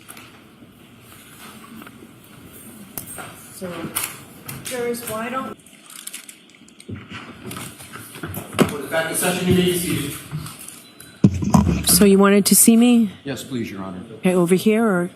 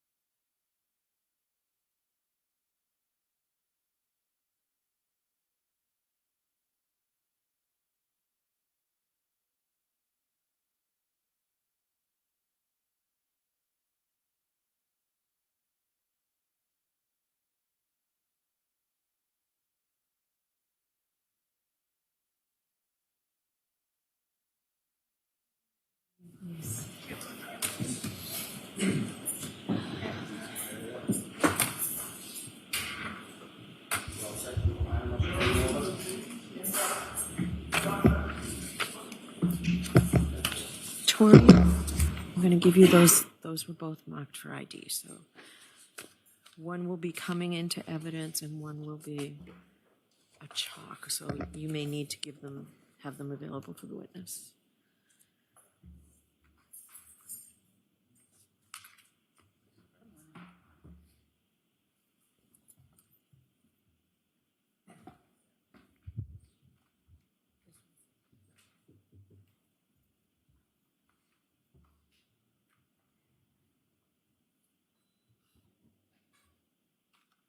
You can sit or stand wherever you're more comfortable, Doctor, for now.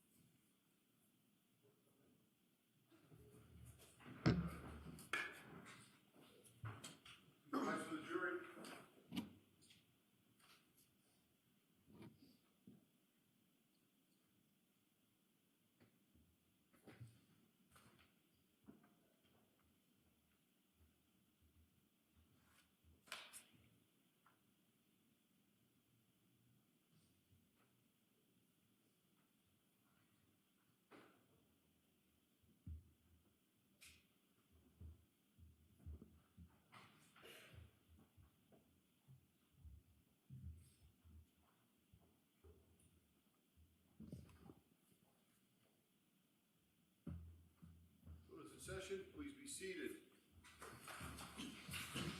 All right, Mr. Brennan.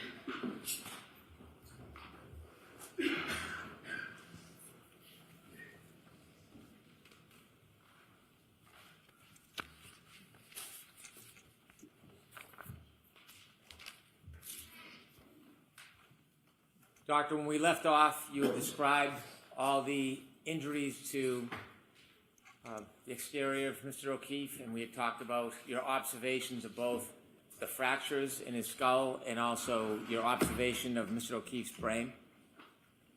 You mentioned earlier that you use other resources, other testing. Did you ask for any type of assistance on toxicology analysis for Mr. O'Keefe? Yes, it is routine, and it is protocol to submit toxicology specimens to the lab for examination. May I approach, Your Honor? Yes.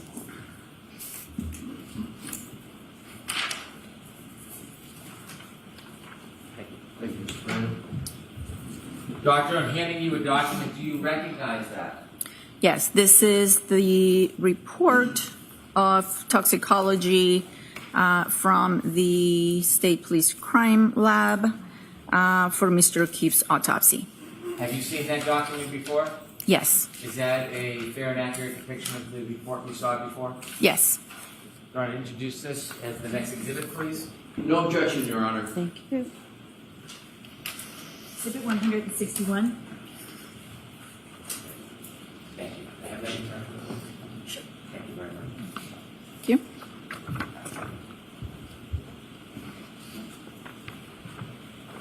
In your experience, Doctor, are you familiar what the toxicology report and the testing involves? I'm sorry, what was your question? Are you familiar in your experience with what is involved in a toxicology test? In general terms, yes. And if you studied Mr. O'Keefe's toxicology report, was that important or part of your analysis in your ultimate conclusions? It was one piece of evidence that I took into consideration, yes. In the toxicology testing, is there a search to see if there are any type of drugs or medications in Mr. O'Keefe's blood? Yes. Okay. And was there any? There were no prescription medications. There were no illicit drugs in his system. In a toxicology, is there also a testing for blood alcohol content? Yes. What is the difference between ethanol in heart blood and ethanol under 1102? In vitreous humor? Yes. So we usually submit multiple specimens for toxicology. Some of the specimens are used for screening of classes of different drugs, and then other specimens are used to confirm, the presence and quantify a particular drug. So in this particular case, the lab tested the heart blood, which showed that it had an ethanol level of 0.21 grams per deciliter. And they also tested the vitreous, which is the fluid that sits behind the eyeball. And in that specimen, the ethanol was slightly higher at 0.28. Thank you, doctor.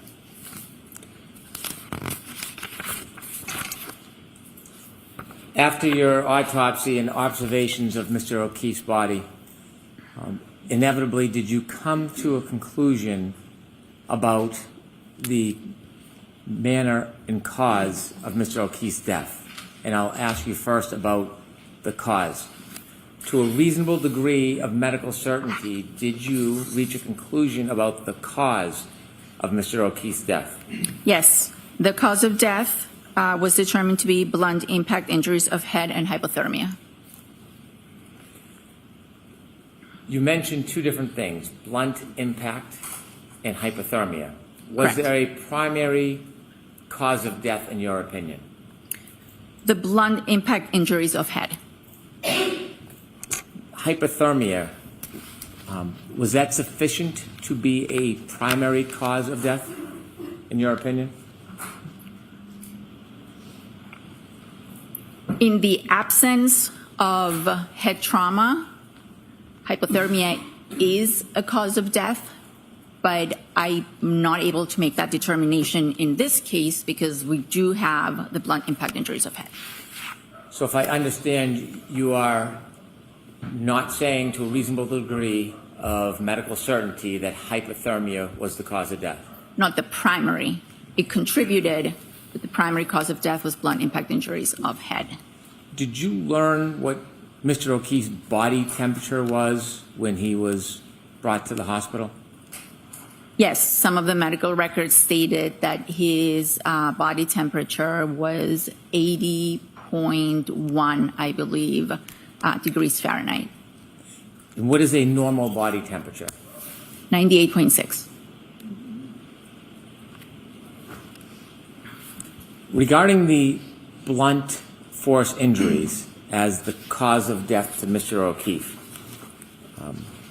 at some point when you were conducting your autopsy, or even at the end when you drew your conclusions, were you able to reach a conclusion as to the manner of Mr. O'Keefe's death to a reasonable degree of medical certainty? No, I was not.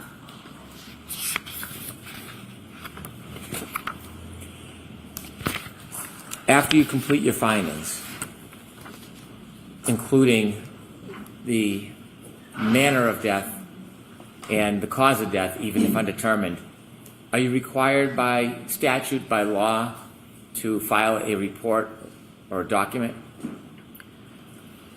Yes, And what is that document? it's the death certificate. Did you do so in this case? Yes. When you file a death certificate, do you include your ultimate conclusions regarding cause and manner of death?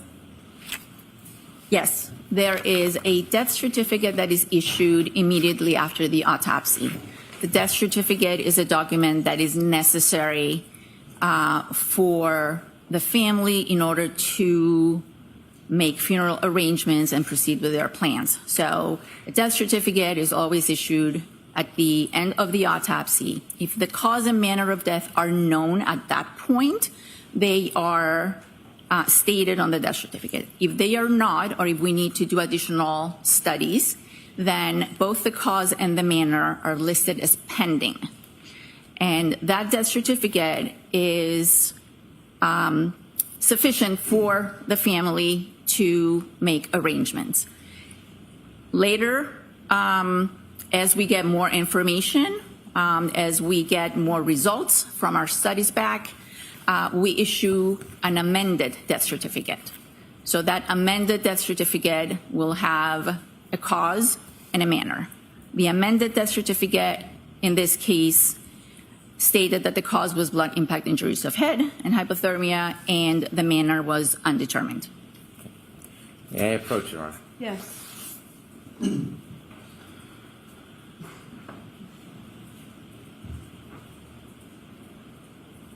Thank you, Mr. President. Doctor, I'm handing you a document. Do you recognize that document? Yes, And what is it? this is the final or amended death certificate for Mr. O'Keefe, stating that the cause of death is blunt impact injuries of head and hypothermia, and that the manner of death could not be determined.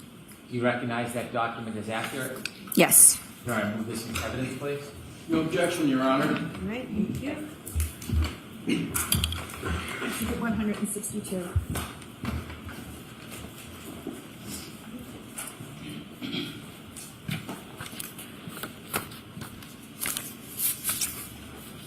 After issuing the death certificate and after the 90 days passed, have you done any further study or investigation on this case, Doctor? No. Thank you. I have no further questions.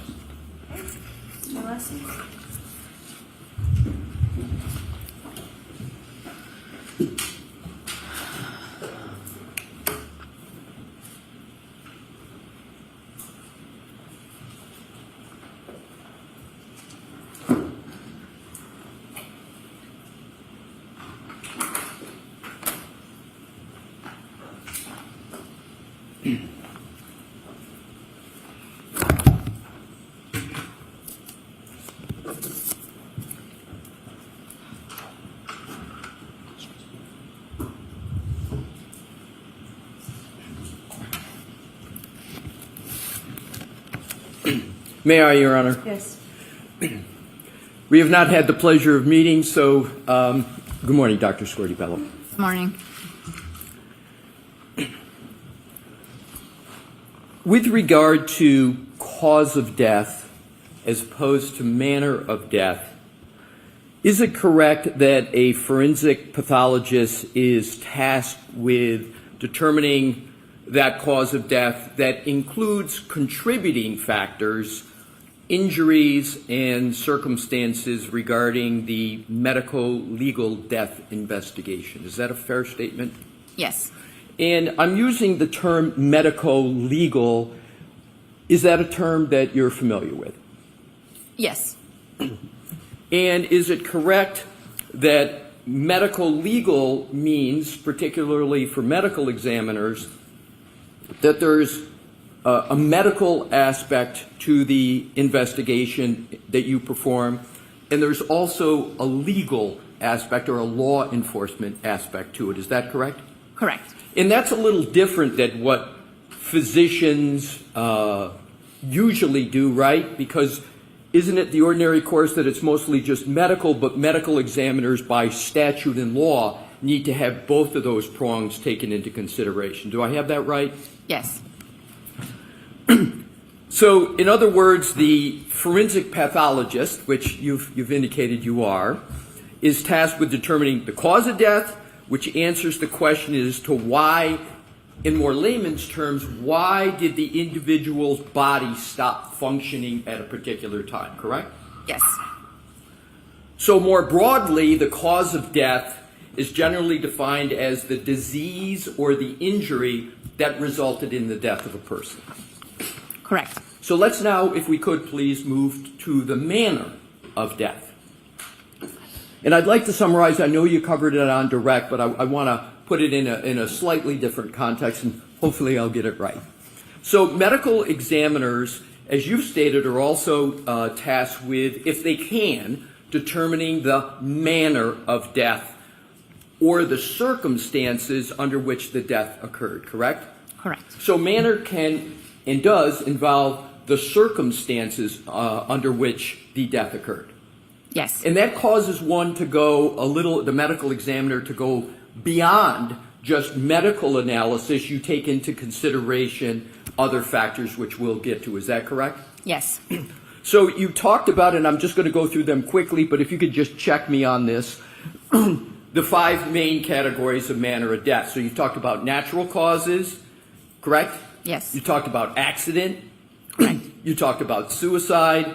You talked about homicide. And then the last category, undetermined. Do I have that correct?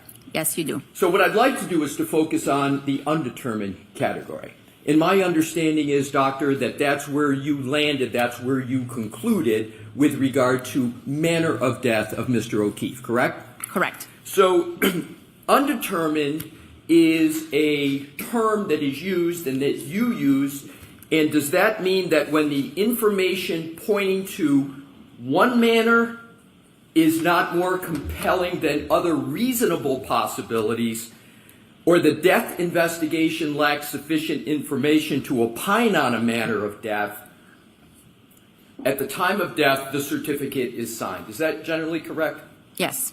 So, as we've talked about, I'm just trying to follow or just develop some logic and see if this is in agreement with you, that as a medical examiner, you're specifically tasked with conducting that medical legal investigation, and what we've just talked about is a bit of the method of analysis that you go through for that, correct?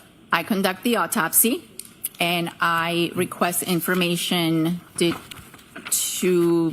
information from the investigative body that is out there investigating the other aspect of the case, not the body itself. Yes.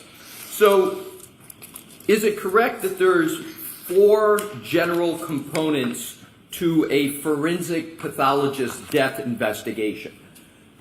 Is scene investigation one of the components? It depends on the jurisdiction where you practice.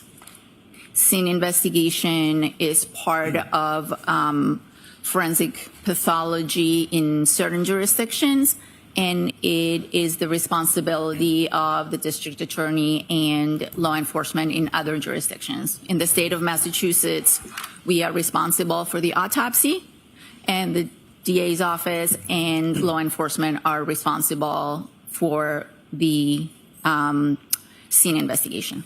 Excellent. So scene investigation in the state of Massachusetts is not within your domain in the office of the medical examiner. That is the domain of the district attorney and law enforcement, correct? Correct. How about another aspect, forensic autopsy and laboratory testing? That's within your domain, correct? Correct. And how about police reports and witness statements? That is not under my jurisdiction. That is under the district attorney's office and the police. Do you consider information, nonetheless, from police reports and witness statements in your analysis? Yes. And do you also consider, even though it's not within your jurisdiction in Massachusetts, do you also consider information about scene investigation? Yes. So it's correct then that you consider, whether it's within your jurisdiction or not, you consider scene investigation and police reports and medical statements, correct? Yes. And then forensic autopsy and laboratory testing is right within your jurisdiction, and therefore, of course, you consider that. And then lastly, medical history and hospital records, is it, therefore, am I correct that that's something within your jurisdiction and that you consider in performing your forensic pathologist death investigation? Yes. So now let's move on to the application of those principles. So in order to conduct a proper medical legal investigation, the medical examiner has to have certain qualities, if you will. Is one of them being well-grounded in general medical knowledge? Yes. Is another appropriate training and experience in forensic pathology? Yes. In other words, you wouldn't want a specialist, for example, in cardiology without anything more to be conducting a death investigation. Is that correct? I would not want them to be conducting an autopsy. Correct. Right. Would you want a neurologist to conduct a death investigation? Personally, or are you asking me that? No, I don't think every physician has their specialty and their training, and forensic pathologists are trained to perform autopsies, and cardiac surgeons are trained to perform cardiac surgery. Would you want a neurosurgeon to be conducting a death investigation? To be performing an autopsy? No. So you wouldn't want a neurosurgeon to perform an autopsy? No. Because you don't believe they're qualified to do so, correct? I don't believe they've had the appropriate training to perform an autopsy. Going back into the many qualities of a medical examiner and attributes, they also have to have the ability to form opinions based upon all the available information using the scientific method along with sound reasoning. Is that a fair statement? Yes. And you're familiar with the term scientific method? Yes. And is it fair to say that the scientific method generally is sort of a systematic pursuit of knowledge that involves recognition and definition of a problem? Is that fair? Yes. Is it also involve the collection of data through observation and experimentation where appropriate? Correct. Does the scientific method also include the analysis of data? Yes. Does the scientific method also include the formulation, evaluation, and testing of hypotheses? Yes. And does it also, where possible, include the selection of a final hypothesis after considering other hypotheses? Correct. So what we've just discussed is a fair explication, a fair explanation of the scientific method. Correct. And the scientific method is part of the autopsy and forensic pathology analysis, correct? Correct. Now, applying one concept, that medical legal concept we talked about, just holding for a moment, if you could, the medical and going to the legal, if you will, law enforcement that you said in Massachusetts is not under your jurisdiction, but nonetheless you consider information arising from it. Yes. Are you familiar with a person named Michael Proctor? Is that name familiar to you? Yes, it is. And at one time, Michael Proctor was a trooper, correct? Correct. And so did former Trooper Proctor inform you of the working law enforcement theory at the time of the investigation of this matter, namely his working theory, collision of a motor vehicle with a pedestrian? Did he inform you of that? He informed our office of that, yes. He informed your office. And is it fair to say that he informed your office or provided that information to your office in or about February of 2022? That information, part of that information was provided to our office at the time of the autopsy. One of the pieces of information that had come in, and there were multiple sources calling into our office, providing information, was that this was a possible person struck by a motor vehicle. And the time of the autopsy, if I have it correctly, was that around the end of January of 2022? The autopsy was January 31st.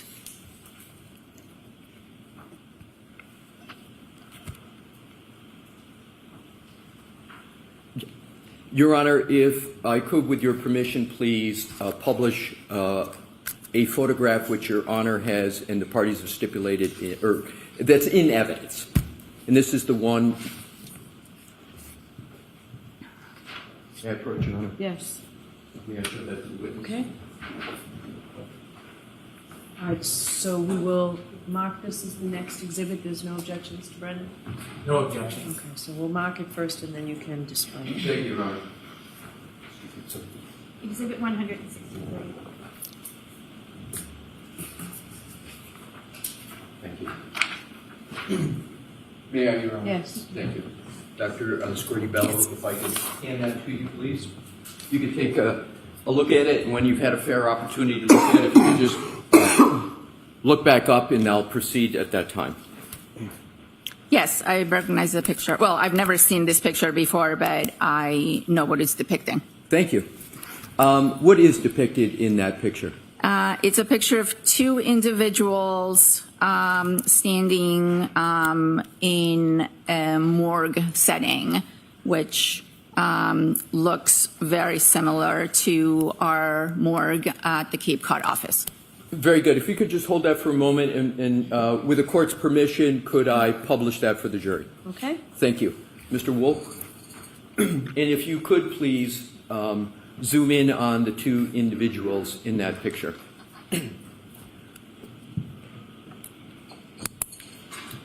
Dr. Scordi-Bello, do you recognize any of the individuals in that picture? To be perfectly honest, no, I don't. With regard to the person on the right, do you recognize that person? No, I don't. And you said you recognize the setting, correct? Yes. And you, if I heard you correctly, you said this is the Cape Cod facility?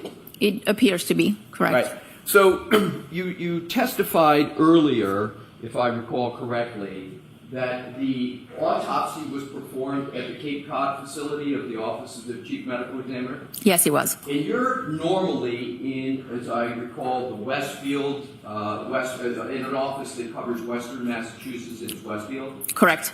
But you were at the Cape Cod facility, as I understand it, because there was a staff shortage and you had to travel down to Cape Cod for this. Is this correct? Correct. So you weren't at your normal home base sort of facility. This is a facility that you went to for this autopsy, correct? For this autopsy and multiple others, yes. Yes. And you were covering a staff shortage, and that was the reason you went to Cape Cod, correct? Correct. And what's depicted in this picture are two individuals. For two individuals to be present, is there a protocol that they had to follow to be present for that, like a sign-in or an authorization? Yes, there is a sign-in sheet that individuals have to put their name and their shield number and before they can come into the autopsy room. So they have to put a shield number down, correct? You mentioned a shield number. Yes, And does that therefore mean that even though you don't know who they are, that they are with law enforcement? Are you able to determine that? correct. I believe they were with law enforcement. So those two individuals were with law enforcement, but you don't know who they are. I don't know who they are specifically and what their actual position was. But they were with law enforcement. I believe, if my memory serves me right, there was a person from crime scene investigation and someone from state police. Thank But I'm working on a 2+ year memory. Fair. That's fair. That's fair. I'm not going to ask you more questions to probe the memory. We can take that down. And, yeah, we are finished with that. If you could hand that to the, thank you. Now, we were speaking about former Trooper Proctor. Do you recall former Trooper Proctor sending you a copy of scene photographs and wanting to schedule a phone call with you so that he could explain the status of his investigation? Do you recall that? Yes, And that occurred approximately in March of 2022? yes, approximately. Right. And the method of communication of that was that by email, to the best of your recollection? I requested that our medical legal investigator, we have our own investigators at the office that are responsible for obtaining medical records and sometimes being the liaison between us and law enforcement to get reports. I requested that she contact whoever was in charge of the investigation and set up a meeting, a phone call. So since it had already been a few weeks since the autopsy, I wanted to make sure that if there was any additional information that could be provided to me, I could take it into account because I had 90 days to issue a report and a death certificate on this case. Now, you've mentioned the 90 days on direct. You just mentioned it now. Is the 90 days a hard and fast rule, or is it just something you aspire to as a matter of good practices? It's not a hard and fast rule. It's something that as an office we try to achieve.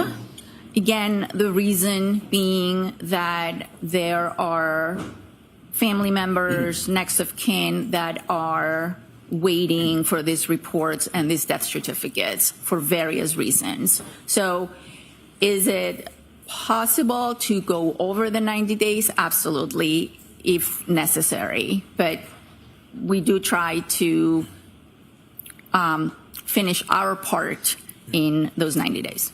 So it's possible to go past the 90 days, but there would, given the considerations you just articulated, there'd have to be a pretty good reason why you'd want to do that, right? Correct. And in this situation, you concluded that you had sufficient information on the medical side and the legal side to come to the conclusions that you needed to come to. Is that fair? Well, I had sufficient information on the medical side because I did the autopsy and I had those findings. I did not have sufficient information that pointed to one manner of death over another manner of death. And therefore, I stated that the manner of death was undetermined. Exactly. So the manner of death is undetermined, and I want to, if I could with you, pursue that a little bit in a moment. But when you came toward the end of that 90-day period, you had information from the law enforcement side on their theory of what had happened, correct? Correct. Yes. I'll let that one stand. You had performed all of the medical investigation and analysis that you needed to perform. Is that correct? Yes. There wasn't something more that you wanted to do on the medical side. You had mentioned, to be fair, you had Dr. Stonebridge involved as well. You had what you needed on that side, correct? Yes. And you therefore concluded on the manner of death that there was a not more compelling or more likely than other reasonable possibilities. Is that fair? Yes.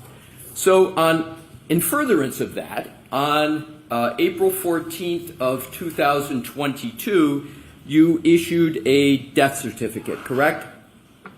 Yes. And please feel free to check your report of any dates or any other particular as I go through. Okay.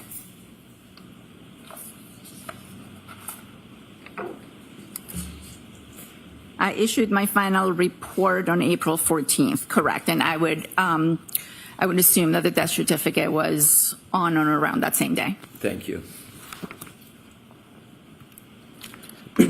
Now, to back up a little bit with regard to the autopsy, as you stated, it was conducted, I just want to do a little bit of a timeline, on January 31st of 2022, correct? Yes. And we discussed that the body of Mr. O'Keefe was presented to the Cape Cod location, correct? Yes. And you also discussed that you brought Dr. Stonebridge to work with you on this matter, correct? She didn't physically come to the office. The way Dr. Stonebridge was involved is at the time of autopsy when the brain was removed. Having seen that there were injuries, I saved the brain in a special solution, and then the brain was transported to our facility in Boston. That's where Dr. Stonebridge examines the specimens. And after examining the brain, she issued a report. Who asked Dr. Stonebridge to become involved in the matter? I did. And Dr. Stonebridge is triple board certified, correct? Correct. She's a forensic pathologist, correct? Yes. That means she's achieved board certification in forensic pathology like you? Do you know that? I do. I'll allow that. Yes, she is board certified in forensic pathology. And she is board certified in general pathology, correct? Yes. And she's board certified in neuropathology, correct? Correct. Can you briefly describe to the jury what neuropathology is?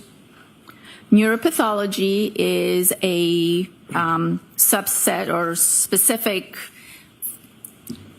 additional training in forensic pathology where the person spends a considerable amount of time, usually 1 to 2 years, examining brains and learning all about the diseases of the brain as well as trauma to the brain. Now, you asked her to be involved, as you indicated earlier, correct? Yes.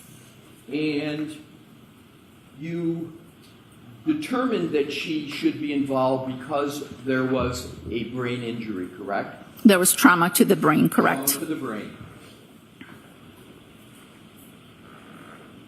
Is it a fair characterization that Dr. Stonebridge is sort of the brains of the brain area of autopsy?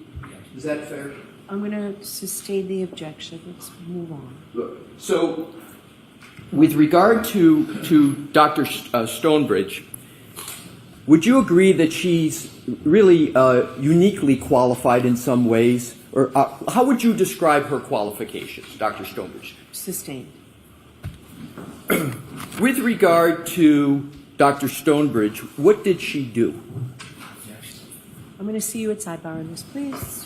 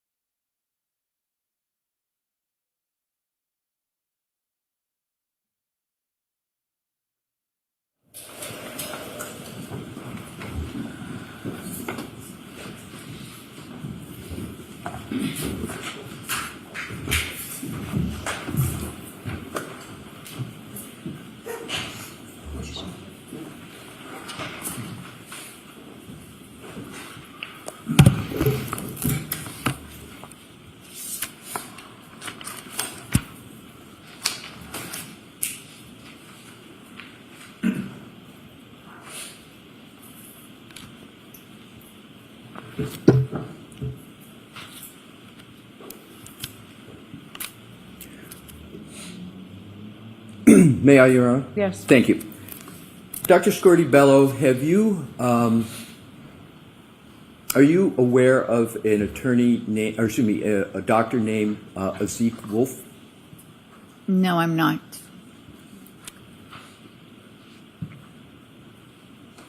Now I'd like to move on to another category.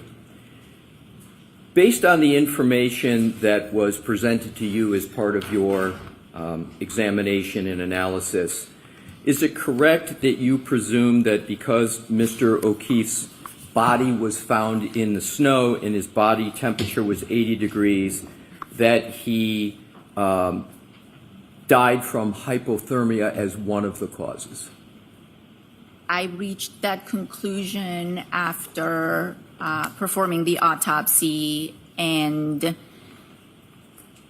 after seeing some findings that were consistent with hypothermia and then combined with the information that was provided to me about Mr. O'Keefe's body being found in the snow, I came to the conclusion that was one of the things that contributed. Did you consider whether there may have been other reasons as to why his body reached that temperature of 80 degrees? Sort of applying the scientific method and seeing if there were other reasons? Other than being out in the snow? No, I do not.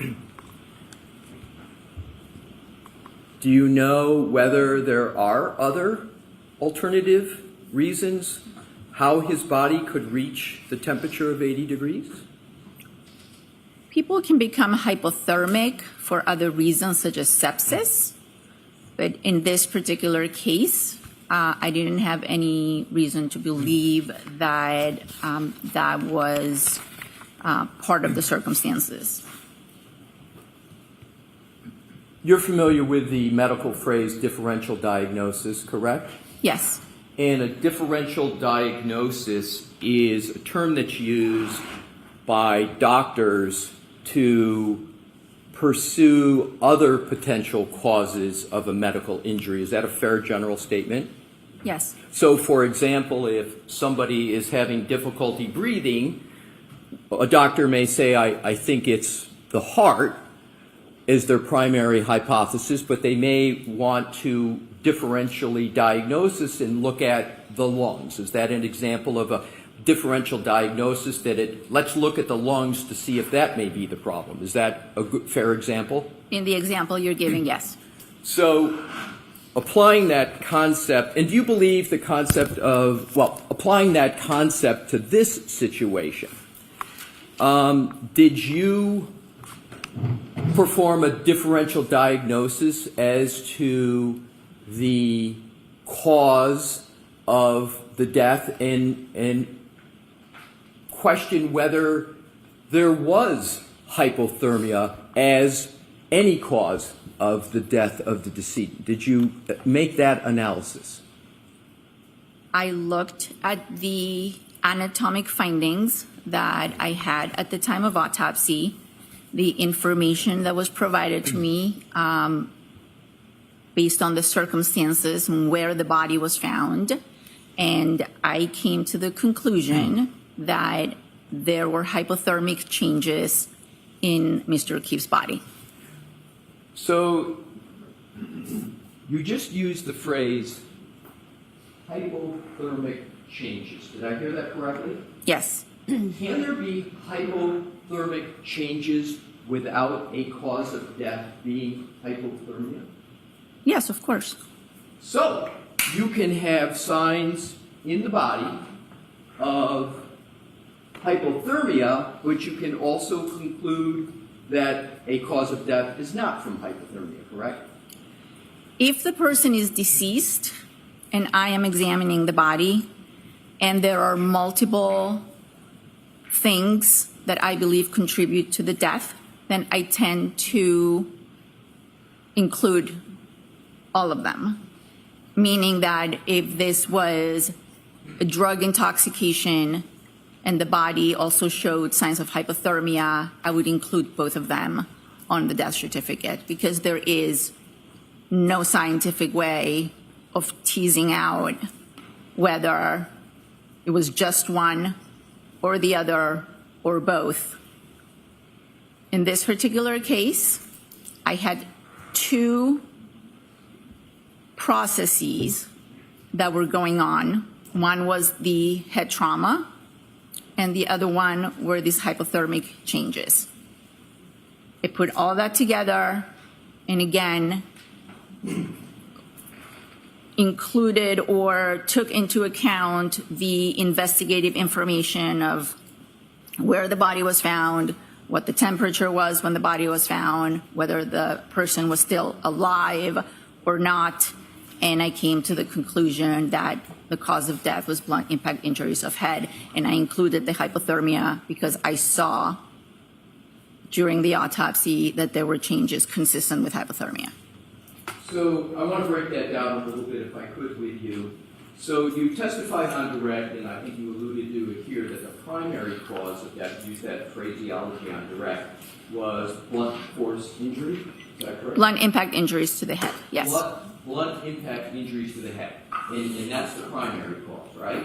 Correct. And then there's, and I'm not clear on what you refer to on direct as a secondary cause of death of hypothermia, but you've used a little different phrase in some of your answers, and I want to make sure I've got it right.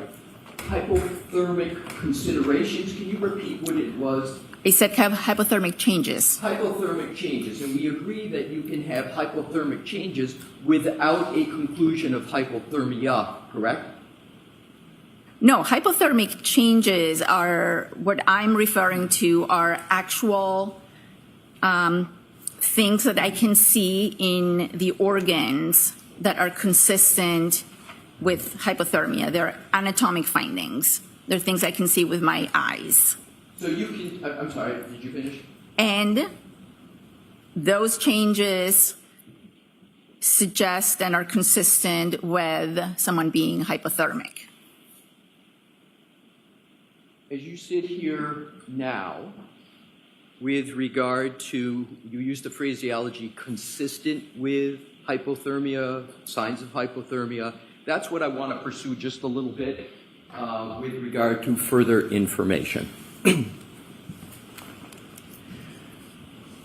We got started on this by asking whether you used the concept of differential diagnosis and hypotheses to determine the cause and manner of death. And you said in one of your answers that you relied upon law enforcement information, correct? Is that Yes. part of it? It was, you brought that up. You're the one who said you relied upon that, correct? Yes. And you've brought that up on your direct testimony and earlier in the cross. Is that correct, that you relied upon the investigation of law enforcement? So, Sustained. so now what I'd like to do is to ask you whether, using the concepts of differential diagnosis, scientific method, did you consider whether Mr. O'Keefe could have died somewhere other than where the body was found and been moved and placed in the snow? Did you consider that? Objection. Sustained. May we approach, Your Honor? Move along with this. We can approach in a bit. Thank you. What, if any, alternative diagnoses did you apply to Mr. O'Keefe? I don't understand your question. What alternative scenarios did you look at, if any, for the cause or manner of death of Mr. O'Keefe? I'll allow that question. What, if any? At the time of the autopsy, I documented injuries and signs of hypothermia. I was provided with a set of circumstances, and at the end of the investigation, or at the end of my timeline, I concluded on the cause, but I did not conclude, or I did not determine a manner.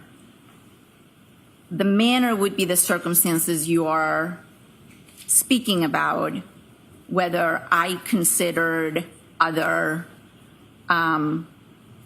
causes or circumstances. That's not how it works. I don't come up with hypothetical scenarios on how those injuries occur. I try to state the injuries, describe the injuries, state the cause of death and why that person died. And then I use all kinds of other investigative information that is provided to me to determine if I have enough to make a determination on the manner. Did anyone provide to you any alternatives as to the finding of the body of Mr. O'Keefe in the snow? Personally, to me, no. Did you ask for any alternatives to the nature and location of the injury or death of Mr. O'Keefe? I asked for all the information that was available. Understood, but my question is, did you ask for any alternatives to the information that was provided to you as regards the location of the injuries? Did anyone provide you any alternatives to where the injuries could have occurred? No. So, I'm going to let the answer stand. So the answer is no, so there's no evidence of that. So next question. So you talked about the information you had at the time. What time is that? The information at the time was a preliminary police report and verbal communications regarding the circumstances of how Mr. O'Keefe's body was found. And when I asked about the time, I'm not calendar time. Was this January, February, March, April of 2022? The preliminary police report was on the day of the autopsy, and then information, I don't remember exactly how long, but in the weeks following, information was, coming in. Do you have the ability to amend a death certificate? Yes, I do. And you can amend a certificate if you obtain further information with regard to the circumstances surrounding the death. Is that correct? That's correct. In your previous answers, you were talking about the information you had at the time. And I'm concluding that the latest that would be is April of 2022. Is that correct? Correct. Have you obtained or been provided with further information, in other words, information after April of 2022 regarding the cause or manner of death? What do you mean, have I been provided? Has someone physically provided me with a report on different circumstances? Well, what I'm just talking about is any other information that you have received and therefore considered in terms of the analysis with regard to the cause or manner of death. Received in what way? Here's what I'll do. I'll be a little more specific. What I want to do is to get at the head injury of the decedent, okay? Is it fair to say that the head injury, you called it a traumatic, state what you phrased that as, because I want to use your phraseology. Blunt impact injuries of the head. So blunt impact injuries of the head. Is it fair to say that that was a very severe injury? It was a severe injury, correct?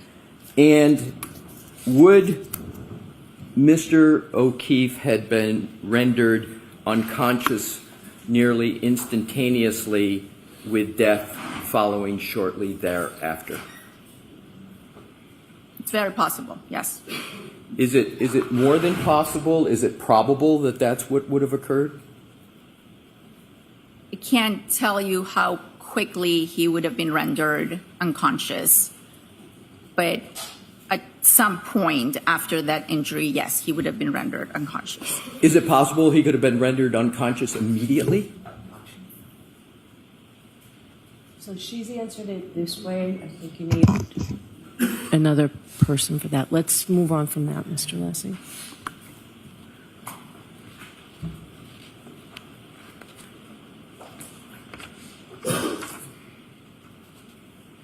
You made your own determination of the cause of death, correct? Yes, that's my job. Understood. And what I want to do is to pursue the basis of your determination. So you used the phrase brain impact injury. Blunt impact. A blunt impact injury. Have I got that correct? Blunt impact injuries of head, yes. Of head, right. And that's your conclusion, correct? Yes.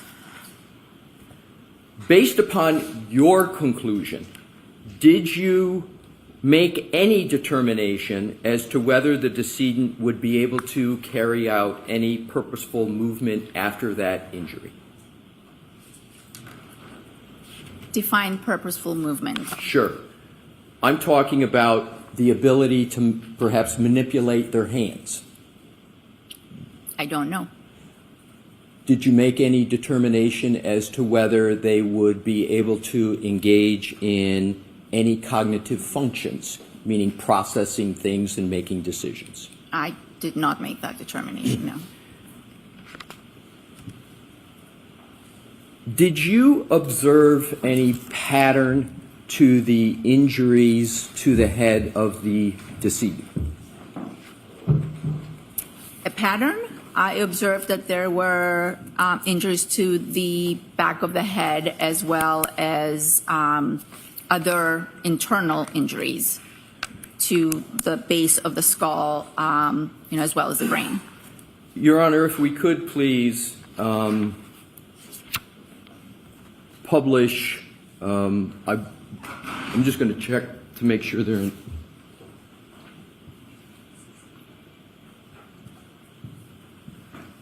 If we could, Your Honor, publish 160 that is in evidence. But before we do, Mr. Wolf, I would like to approach Your Honor and let you know in case there's anything further Okay. that needs to be done. Thank you.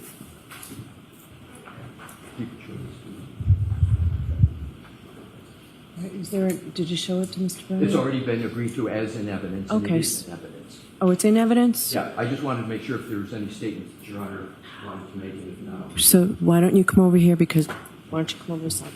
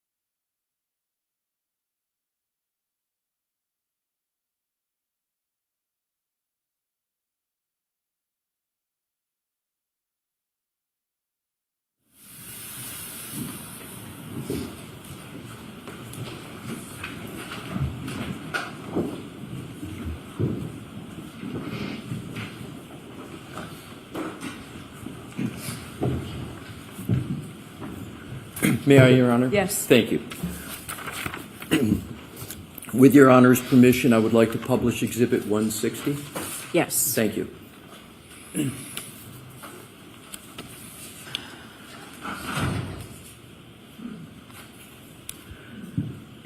Dr. Scordi-Bello, if you could please draw your attention to what is depicted on both screens. Pick whatever screen is most convenient for you.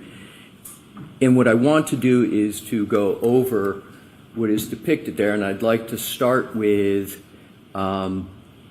just some basics. What is that white rectangle that is on the photograph? This? Yes. That's a ruler. And what's the purpose of the ruler? To show a scale. When I measure the injury, I use the ruler to document that. And if you could please draw your further attention to what I will refer to, and you use your own term, but just to start it, the horizontal line that is appears to be a laceration. You know what I'm referring to? This, yes, this is a laceration. Right, so it's fair to say that that's a laceration. Correct.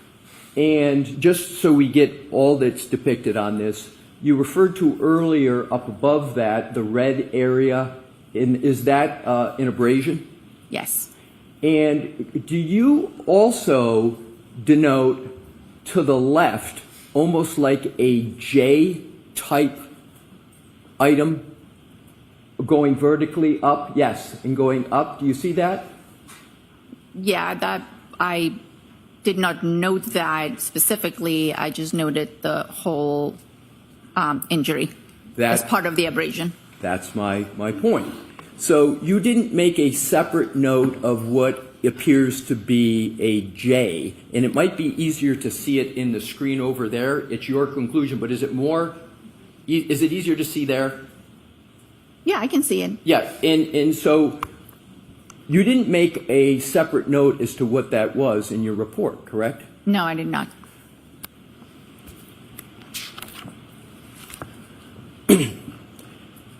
Do you consider that an abrasion or something else? I believe that's still an abrasion. Do you conclude that that J is different in any manner from the abrasion that you've noted above the laceration?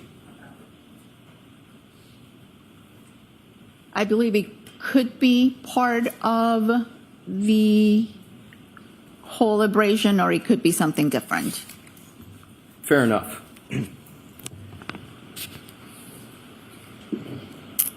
Would a fall backwards on a flat frozen ground produce a circular and not a linear abrasion as depicted here on the back of an injured person's head? Can you repeat the question? Sure. Assume a fall backwards on a flat frozen ground. Would such a fall and impact present that type of pattern, or would it present a circular pattern, perhaps with something like a starfish in the middle? I'll allow that. Can you answer that? I can say that a fall backwards could very well produce that injury. My question is more specific, and that is a fall backwards where the person impacts the back of their head on flat frozen ground. Would you expect that type of a laceration from that type of a fall? Not just a general fall backwards, but specifically a fall backwards where the back of the head hits flat frozen ground. Would you expect that? I could, yes. And under what circumstances could a laceration like that and an abrasion, all of it together, what circumstances could cause that type from a fall backwards on flat frozen ground? Well, the laceration is due to the blunt impact, and so is the abrasion. The abrasion is friction. So depending on the type of surface, you mentioned flat frozen ground, it's quite possible to have an injury as the one depicted. There's nothing inconsistent with this injury and a fall on someone's on the back of the head with a blunt surface. Is there, are you familiar with the phrase pattern recognition in medicine? Yes, And isn't pattern recognition something that requires training with regard to being able to recognize certain patterns and determining what could be causing that pattern? yes, And just merely recognizing whether there is a pattern takes certain specialty training, etc.? correct. And isn't pattern recognition a principle that you apply in the medical examiner's office? Yeah, we do. And so example of pattern recognition could be a knife wound, correct?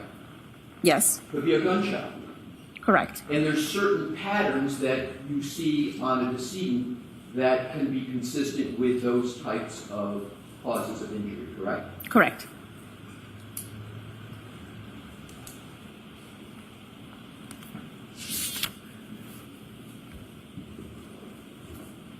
Assuming a fall backwards onto frozen ground and there being on a lawn with grass, would you expect to see any grass at all in the injury site?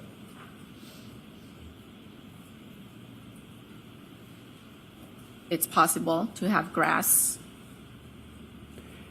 Is it possible to have well, are you familiar with the height and weight of the decedent generally? And if you need to look at your notes, please do so. Yes. Mr. O'Keefe was approximately 6'1" and 216 pounds. So, assuming a fall backwards and an impact ahead on, a ground with grass, a person who's 6'1", there is going to be significant acceleration forces that occur as they're going backwards. Is that correct? That's fair to say, yes. And therefore, the more acceleration forces, usually there's a correlation with the force of the impact. Correct. And in terms of force of impact and assuming grass on the ground, would you you believe it's more probable than not that one would then see some grass on the head? Sustained is doubtful. Given what you testified regarding the height of Mr. O'Keefe, and assuming what I just gave to you as a fall backwards and acceleration and forces, would you expect to see anything else on the back of his head? You have to be more specific than that. Right. I thank you. So, would you expect to see? Is it possible, if that was the manner of the fall, that there should be grass on the head? Is that possible? Sustained. Did you consider at all in your evaluation let me back up. Do you see any evidence of grass in this depiction? No, I do not. Did you recall ever seeing any evidence of grass when you were performing the autopsy? I did not see evidence of grass.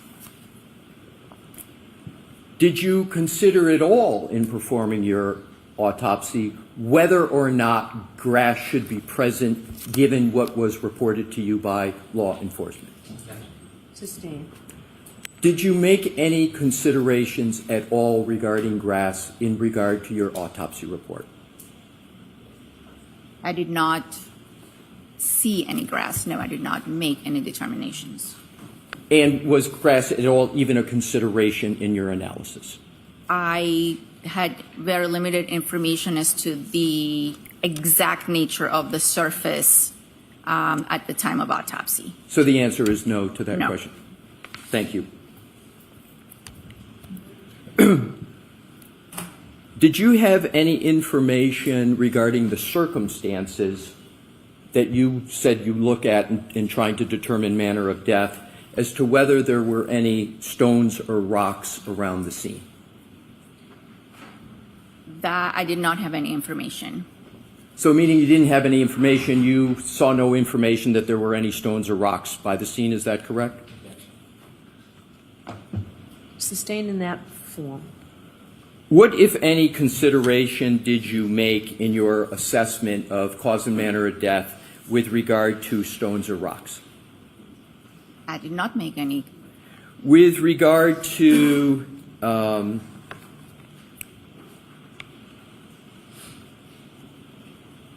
any other potential causes other than ground, did you consider any other possibilities that could cause the type of injuries that are depicted on the screen? There's a number of possibilities that could cause the injury.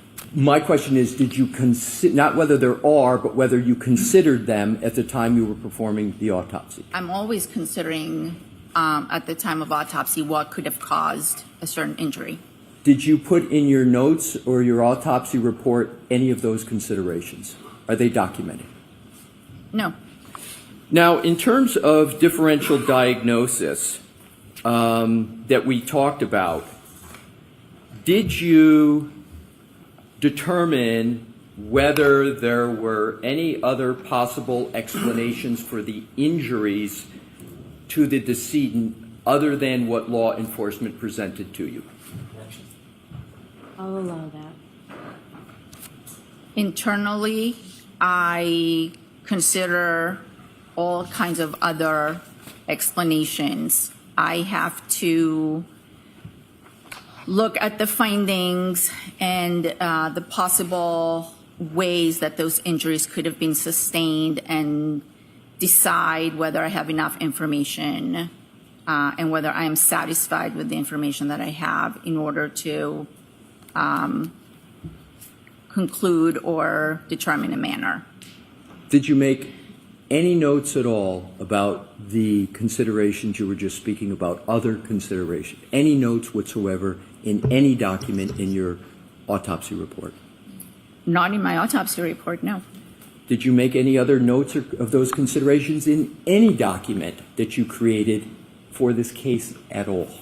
No, these are considerations that I've had and discussions I've had with colleagues in terms of evaluating these injuries and... And I don't want you to go into what other people said, but I want you to finish your answer.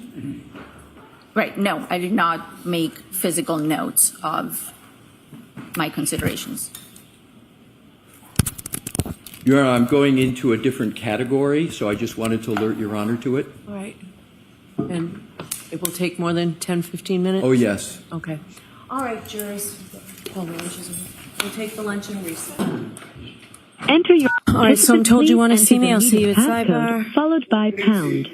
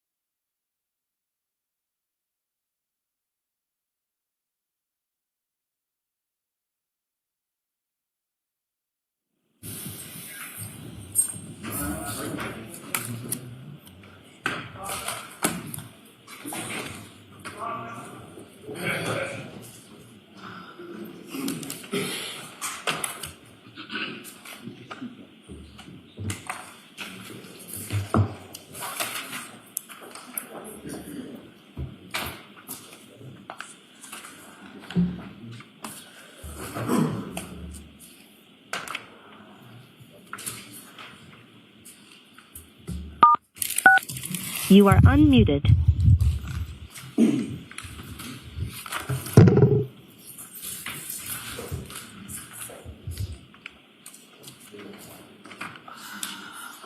Excuse me, please.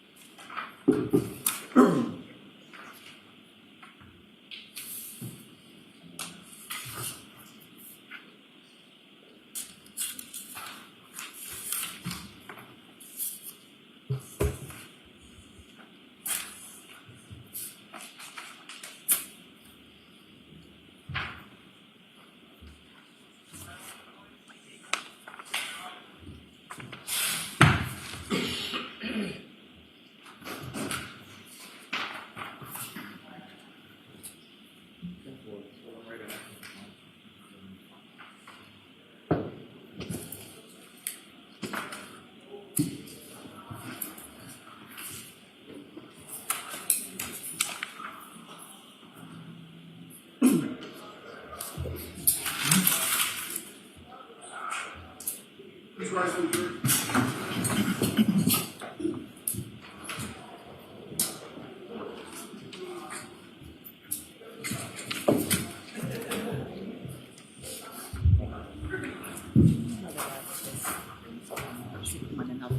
Oh, the water? I'm good. Okay, thank you. Want to know about the bathroom break.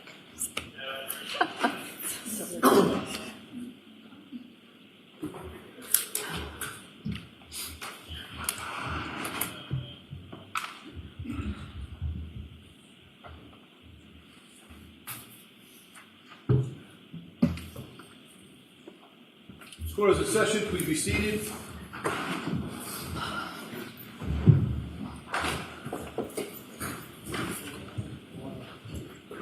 All right, Mr. Alessi, whenever you're ready. Thank you, Your Honor. Good afternoon, Dr. Scordi-Bello, and welcome back. Thank you. I want to move on to a slightly different aspect of the hypothermia discussion. So, you've acknowledged previously that hypothermia is a very difficult diagnosis to make, correct? Correct.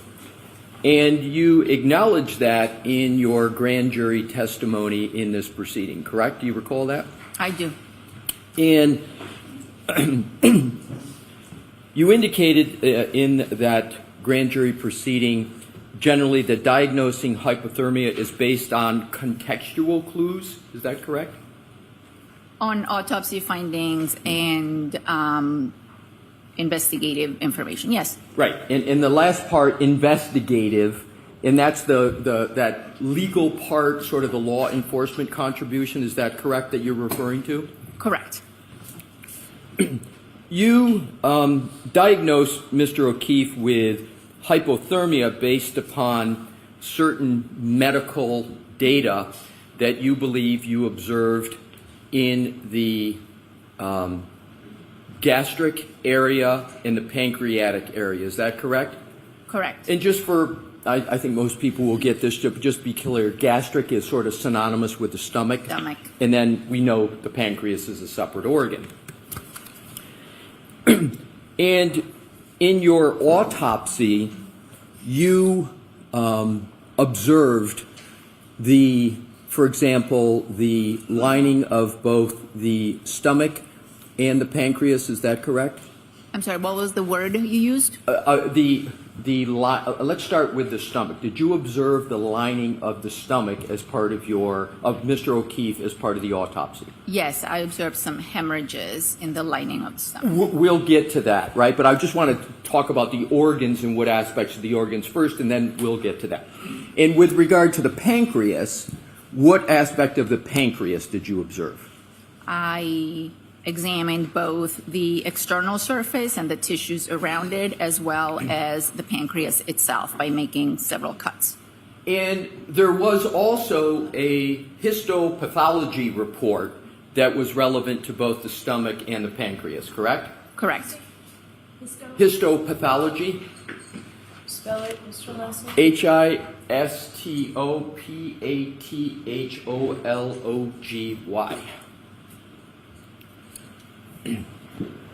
So that histopath information informed your hypothermia analysis, is that correct? The histopathology was done to further confirm my finding or my determination of hypothermia. So do I have it correct? And let's start with the pancreas. That you noted the pancreas was congested and diffusely hemorrhagic. Do I have that correct? And you feel free to look at your report, please. I will.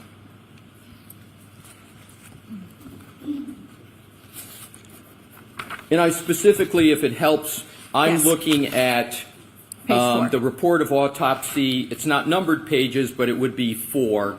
And you see liver, gallbladder, and pancreas is 1, and then you go down a couple more and you see digestive system. That's what I'm focusing on.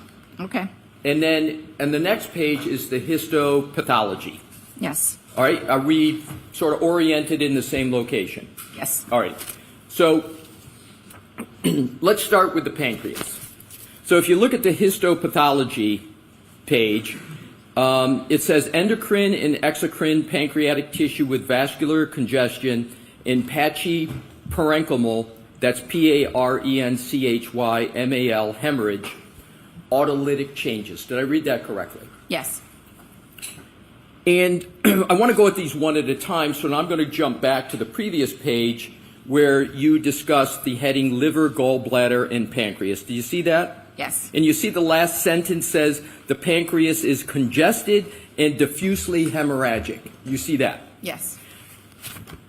So now what I'd like to do, and is that what you're rooting in, if you will, the analysis of hypothermia? The determination of hypothermia was made, yes, based on these findings and the circumstances I was provided. Yes. Right, and thank you. I'm going to get to the circumstances, but it's sort of the medical legal construct that we were talking about. I want to just start first with the medical, if that's okay with you. Yes. So then let's now move to the organ of the stomach, a synonym gastric in terms of your report.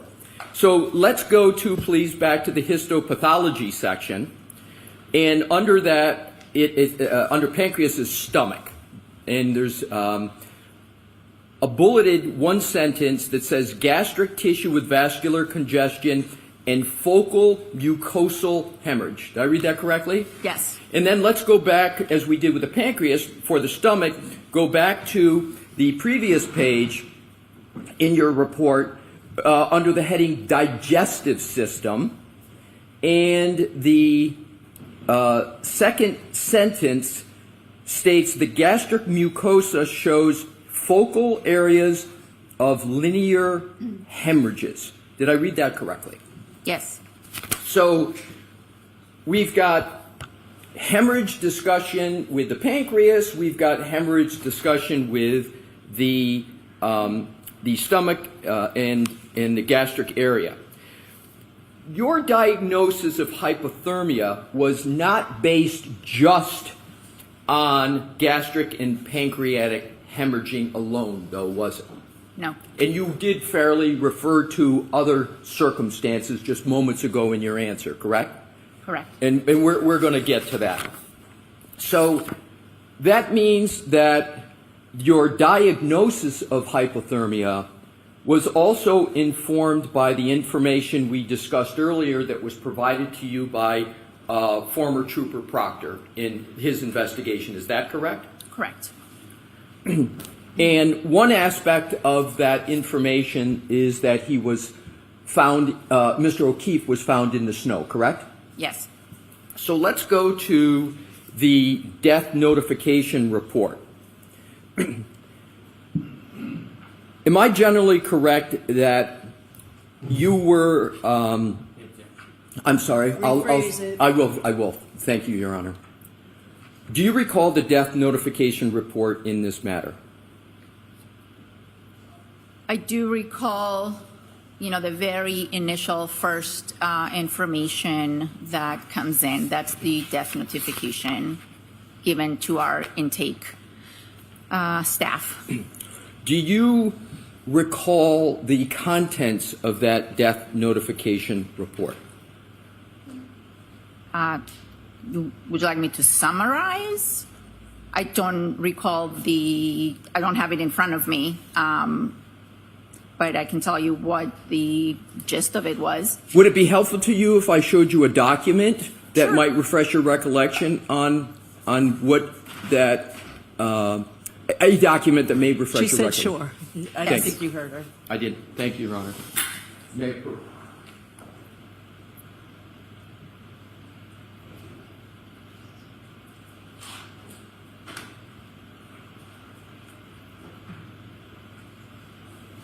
May I approach, Your Honor? Yep, Thank just you. show Mr. Brennan. Yeah.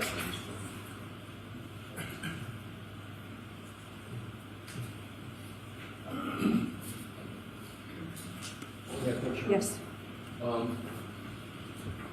Dr. Scordi-Bello, what I'd like to do, you can read anything you want, but I'm just going to reference to the section that says circumstances of death. Yes. What I'd like you to do is read it to yourself, not out loud, and then when you just that section up to here.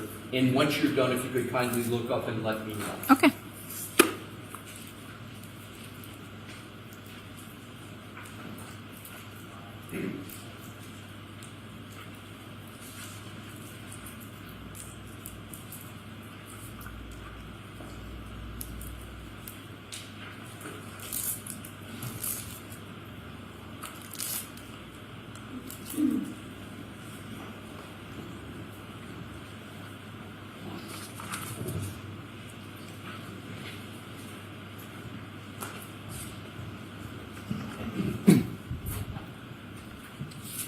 Dr. Scordi-Bello, did that refresh your recollection with regard to the circumstances of death section of the death notification report?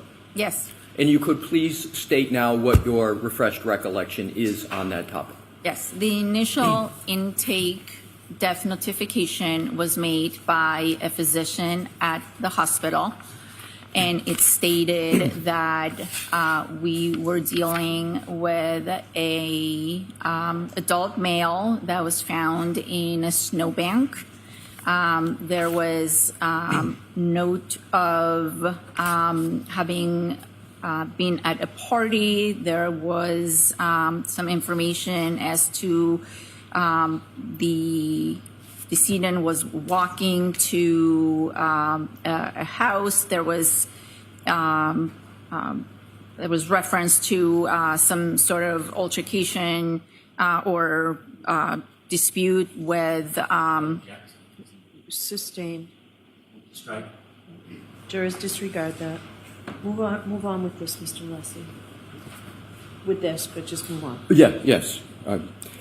In terms of the differential diagnosis concept that we were talking about before, based upon your refreshed recollection of circumstances of death as discussed in the death notification report, based upon that, did you consider whether Mr. O'Keefe could have been injured and died somewhere other than the front lawn of 34 Fairview? Objection.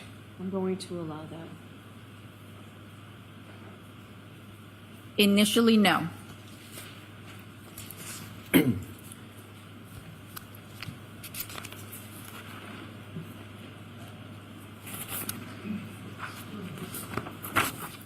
Let's go to significance, if any, of hemorrhaging of the two organs we were talking about, the pancreas and the stomach. Is it correct that the hemorrhaging of a pancreas can be caused by many different things? Yes, it is. And to be clear, you found evidence of hemorrhaging of the pancreas of Mr. O'Keefe in the autopsy, correct? Correct.